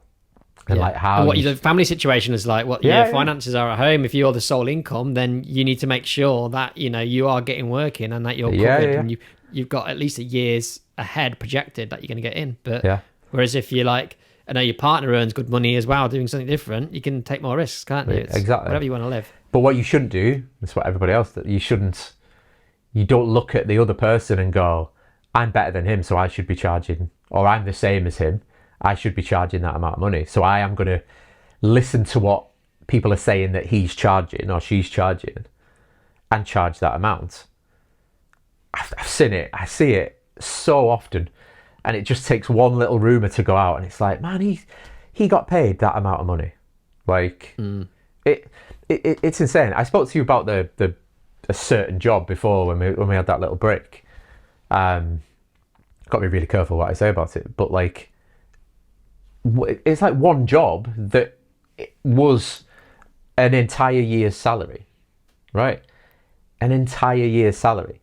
Now I know that I could literally say to one other person, yeah, well, my next wedding was like X amount, you know, 50, 60 grand. And then they will go and tell someone else, and then they will go, did you see that wedding that he shot in such a place? He got paid that amount of money for it. Now that is, like we said, that's not every wedding, and it's never possible for that to be every wedding. Like, no one's shooting like the 20 weddings a year at like 50 grand or whatever. Like, it just doesn't happen. But you can see how what you see from that is that somebody else will take that and then go, oh, I need to put my prices up because I'm as good as that person. But they foolishly will put the prices up, even though it puts them in a stupid situation because it's greed, or like, I don't know. I'm really much in the boat now. I'm not paying attention to anything that's going on. Like, I think if you don't see anybody else's work or anything that people are talking about, you suddenly find that you can do your own thing and be inspired by the things that you want to be inspired by, and not like fucking shitty wedding films and pictures. Well, that's how you found your route always, isn't it? It's always been inspired by what catches your eye, into what you're passionate about and what you like, rather than what anyone's been telling you to. Yeah. It's hard though. It's like, I said before, when I came off social media, like for a few months last year, it was like a clarity. It was so good because I just didn't have anything. Now what I've done is I found the middle ground now where I literally I don't need to look at anything. I just don't look at anything that's on there. I don't need to look at other work because I don't want to be inspired by that. I want to be inspired by the other stuff, it sounds wanky, but like the books and the like proper photographers and magazines and that kind of stuff, proper films. It becomes a lot easier when you're not just scrolling through shit that we're all making, So with your photography then, what was your approach to that, and how did you find your style? Because like your style of photography is very much in the vein of editorial, which is quite fashionable now, isn't it? Is that just naturally how you wanted to shoot anyway, or is it a case of you seeing what's out there and what people want, and you adopted that style? Yeah, it's a lot of decisions, but a lot of decisions based on fitting around the camera as well. So I photograph with the Q, it's fixed 28. I can't change that. Right, just a fixed 28mm lens. That means that I am super close, but that's made me develop the confidence to shoot that way. So I've been shooting with that camera since 2015, right? So almost 10 years. Now I can look back at the shots that I shot with the same camera with the 28 10 years ago and think that they're the shit because I didn't know where to place myself. I didn't know how to get in close and move back and when to take certain shots. I kind of got that now, so it's not even about the camera, it's about your positioning and your confidence and you knowing what to do with, but little things as well. Like you can be in groups, like photo groups, or be on whatever else, and you could end up, say for example, you'd end up shooting everything at like f1.2 or 1.4 because it's just creamy and you've got all this beautiful blur. And then what you'll do is you go through history and go, well, any great photographers throughout history aren't shooting like that. They're shooting at f8, f16, and they're getting more of the scene. And so over a 12-month period, I've kind of gone, fuck it. There's no rules. If I want to shoot at f22 and walk around and just do whatever, I will. And then when you look at it, you go, shit, that looks really cool. It's like, so you force these kind of rules in and you think, but you're not influenced by just seeing what every single other person is doing. And yeah, it does make a difference. It does make a difference. I think it's harder with video. It is harder with video. I took my youngest daughter to a wedding last year, the same one that I said I photographed for one of her teachers, and I gave her a camera and I said, just video anything you can. And the only thing I said to her was like, don't blow out that. I told her about highlights, and I was like, if that's too bright, she just had exposure compensation. She was like, everything was auto, just pulled it down. And so she shot a fuck ton of clips throughout the entire day. I edited those clips together into a 5-minute film that's as good as 99% of people shooting video out there. And she'd never picked up a camera and she'd never been to a wedding before. Wow. And I just thought, so now basically you've got that 5 minutes, but you've also got about 2 hours worth of stuff on a cutting room floor. But that's what people are doing. What gets me is that that's what the couples don't understand. They don't understand that you can achieve that, but the rest of the stuff you're getting is going to be a little bit shit, you know? Yeah. So people that have got these profiles, that are just filled with 60-second previews, which is easy to make 60 seconds look good. Yeah. But then the bigger package is then going to be a massive disappointment. Yeah. The 20-minute film is now the 5-minute film. The 5-minute film is now the 1-minute film. People don't want that anymore. People used to want the 20-minute film as a side product. Because it's too long, they now want the 5-minute film as a side product because that's going to be too long to watch. We've mentioned it quite little bits throughout the chat so far, but obviously your original online course was 6 years ago. Yeah. Am I correct in thinking that you are working on version 2 now? That you've been doing in-person courses, haven't you? And what's going on with those, and what's going on in the future? So, 5.5, 6 years. I kind of looked at it and thought, we've spoken about it. Everything's changed, right? So the entire process has changed, and I have learned so much more. So I'd always had this idea in the back of my mind that I wanted to do another course, but the idea for the course was that I'd go deeper, that I'd try and do a whole load more, that I'd try and cover so much more stuff. So I thought I'm going to do it, but the time restraints in doing it are huge. It takes months and months and months to make. So I basically thought, right, what will force me to do it is I'm going to do an in-person workshop. And this is for photo and video. So that I also set myself the challenge of saying, create a photo workshop, a photo course and a video course. So what I did was I set up 2 face-to-face courses, 2 face-to-face workshops. And I said that I was going to put the content together for them. So the slide content, the demo content, all of that kind of stuff. And then further down the line, just record it and do the vocals and the narrative. So that's where I am now. So basically, the content is all there, the structure is there, all of the learning material is there. I'm just in the process of recording myself talking to an auto cue, talking to a camera to put the 2 new courses out. So hopefully in the next few months, there'll be 2 new courses. Structure's different because I came up with a structure of almost micro lessons. Yeah. And I thought if I can break down everything that I do into tiny chunks, how many would it come out as? And it's I don't know. There's something like 1,000 for each course. It's crazy. There's Wow. 1,000 lessons. It's something ridiculous, but it goes from section to section to section. And I think it's not even a bite-sized chunk. It's like a little nibble. It's like the smallest chunk ever. But every single thing is worthwhile, and every single thing is backed up with demonstrations and why you should do this or why you shouldn't do that. Inevitably, the style at the end is my style. So if somebody doesn't want that, then go somewhere else. But the business stuff's still relevant, Yeah.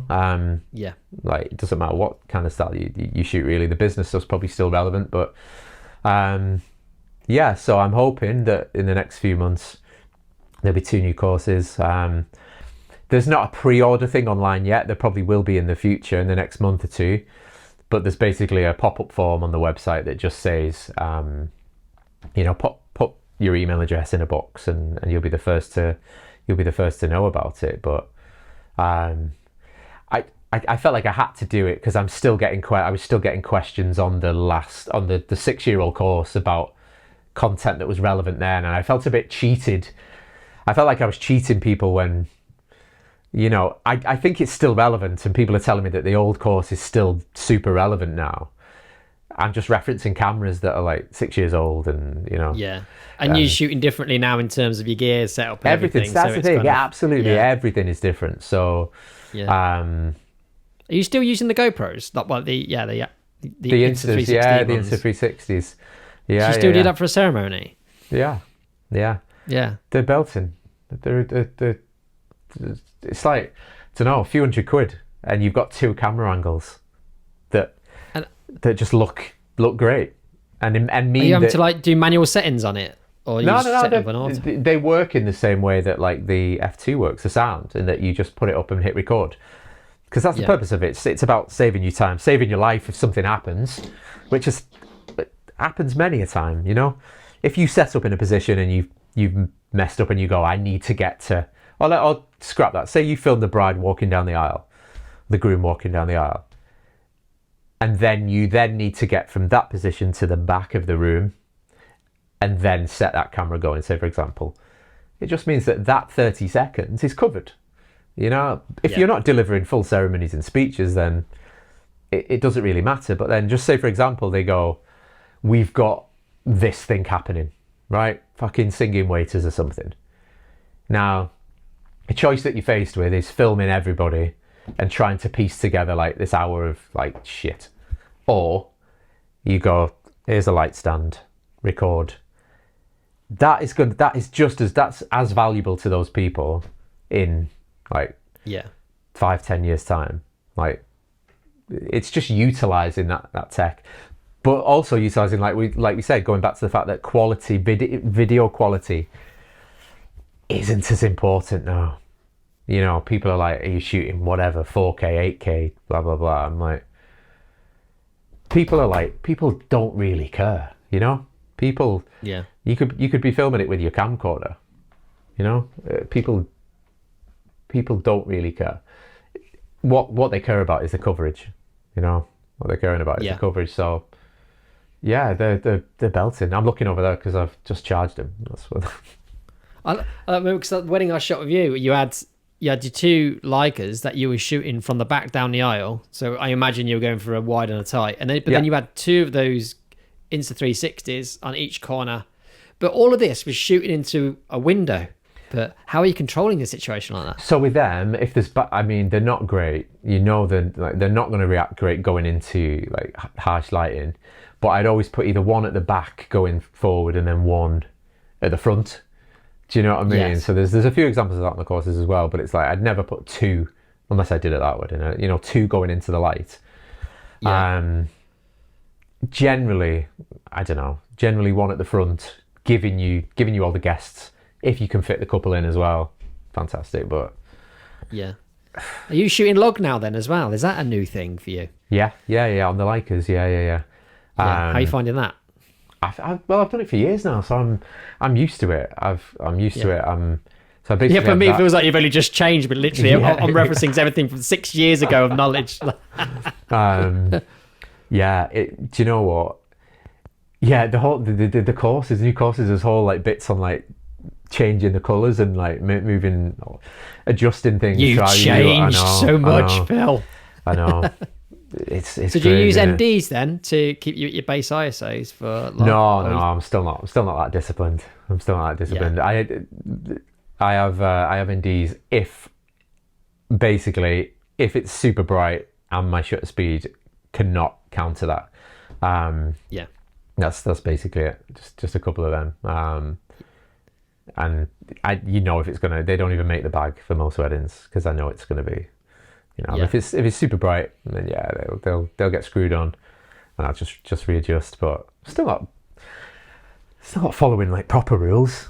Like, good. I like to hear it. Yeah, I didn't like the idea of Phil White using NDs and all the time, and I wouldn't know. I wouldn't know keeping how. it 100 frames a second. No, Well, you're shooting. So you shoot 100 frames a second all day, don't you? Yeah. But so how did that come about? What was the shift into that? Because that wasn't always the case, was it? No, I don't think I could actually do it originally with. I think I was forced. You know what? I think I was forced into it with one of the cameras. Maybe the original SL. I don't know exactly. I'm pretty sure I was forced into it. Stabilization wasn't good enough. There was something where it was like I had to do that, and then or maybe when I bought the when I moved over to the SL2Ss, I went back to 50. I went back to 50 for maybe 3 or 4 weddings and hated it. And I think what I had to do was reduce somewhere in the settings in the camera to get to be able to use the 100 frames a second. I had to like reduce the codec quality just a little bit. Yeah. And I was like, oh, do I want to do that? And then side by side, I was like, no one can tell the difference here. So I just thought, no, I go back to 100. I like the 100. Yeah, so I think I think maybe initially I was forced into it. But then in ditching the monopod, stabilization coming in the camera, using the 50, all combined, just gave me that handheld. Using the 50mm lens. Yeah, and you know what? Yeah. I reference it on the courses as well. Like I know the point. I know the shot that it happened with, and it was a bride walking down these stairs, and I literally ran to the stairs, and was like, I couldn't have done that. I couldn't have got that shot with any other lens and any other, even the frame rate, because I caught her for like a millisecond, and I thought, fuck, I missed it. But then when I brought it into the edit and slowed it down by 4, I was like, fuck, I got it. I got most of it. But that was at a time, I don't know if you remember, I bought a proper cinema lens. Yeah, I remember you telling me this story. Yeah. Tell it to us. So I basically thought, and this is what a lot of us do at times, you think this piece of gear will literally change everything. Like buying an Arri or buying like something like insane.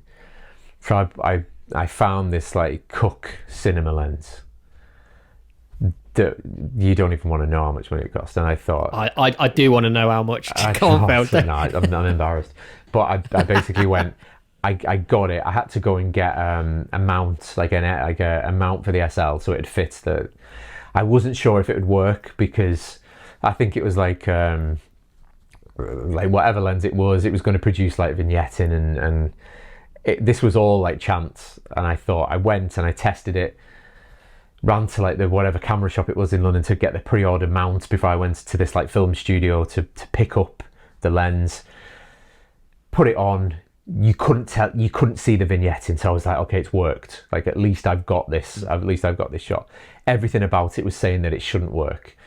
Went out with a guy into the street, like bright, like daylight street, went out, just shot some people walking and looked at the back of the camera and thought, fuck me, that looks like a film. Like at that time, I went, that actually looks like a film. It looks like a movie. Different thing, it was 2.8. It was massive, like a maximum 2.8. It was massive. And even though some of the shots were mind-blowing, as soon as you bring them down to like phone size, you can't tell. Like you can't tell the difference. And as soon as you need more light than 2.8, you're screwed. So I finally just gave up in the end and went, that was an experiment that didn't kind of work. But they had this new ones out now, the smaller ones that are like f2, but they're about 10 grand or something. And I'm like, oof, I can't. That isn't. No one's going to tell the difference. Yeah. Like I'm at that stage now where I'm not going to lust after that, because actually that's not going to make a difference to anything realistically. No. I probably would have at some point, but now I think would have been cool though if you saying that's the lens. I'm still not ruling it out. I'm still not ruling it out, but again, they're all manual focus. I mean, that's the thing. Yeah. It's still manual focus anyway, but it's quite a step up from the manual focus Sam's was it Samyangs you were using? To be honest, I've considered them, because I think I used to get like this lens flare that was just insane. I remember with the Samyangs that I used to always have the thing, I still do it now, like if I'm filming guests outside, whether it's like a cocktail hour or whatever, everything's towards the sun. Like every single shot will be towards the sun. I won't even bother doing it anywhere else. But what happened when I did that was everything, the lens would just explode with like these beautiful flares everywhere. And it's like the lenses now my Leicas are just a bit more sensible, and it just doesn't, I don't get that same kind of like effect. You got all these coatings on to try and stop that. Exactly, but then I've thought maybe that's a thing. I'm just trying not to buy gear. Do you know what I mean? Not to buy that kind of shit. I mean, like I just said, this next job, the amount of work I've put into just buying hold-alls and paper, and it's mad. It's like we said, not going back to that, but like like furry lights. I've got all to display things, and like pegs, and just I've got a massive stuff in front of me that's just all got to go. It's the complete opposite of turning up with one camera. It's turning up with a carload of stuff. Like I've got 50 ink cartridges to my right here. Really? 50 ink cartridges. Oh goodness! Like it's just fucking mental. But the picture, it's such a great concept as well. Such a clever idea, and especially for the kind of weddings that you're at, where you're producing these gallery quality imagery. Yeah, but I can't get past the whole Leica thing, because I feel like when you moved over to that, you just gave yourself a load of restrictions with those cameras. Yeah, but that's what I wanted. Kind of the point? I wanted. Yeah, the point was that I don't do tech. So when I had the Sonys, and all the questions were coming back, being like, what picture profile are you using? How are you doing this? How are you doing that? And I'm like, I don't know. I don't really care. I just want to pick up the camera and press record, or hit the shutter button. And so I knew they would give me that. And even more so for photography. Like now, even more so for photography, it's just like old school. It is, it's like I'm operating it like completely old school, just being like, okay, well, I've got my shutter speed, aperture, ISO, and ISO is limited because I treat ISO as if I've got film canisters, because I'm just like, I just believe that I only have like 3 available, so I'm like 400, 800, 1600, and I'm like, I just basically work around that. So that simplicity is huge. It just helps. You're just not relying on that just menu after menu after menu of tech, which is just... Well, what's wrong with your Sonys? They were Sonys. That was it. They were Sonys. And don't forget, I was giving up, like, I was working with Sony as well. Yeah. But they paid... I remember making a film for Sony about... I've said this to you before, about... They released a cinema camera. Now, we were all using photography cameras at the time to film weddings.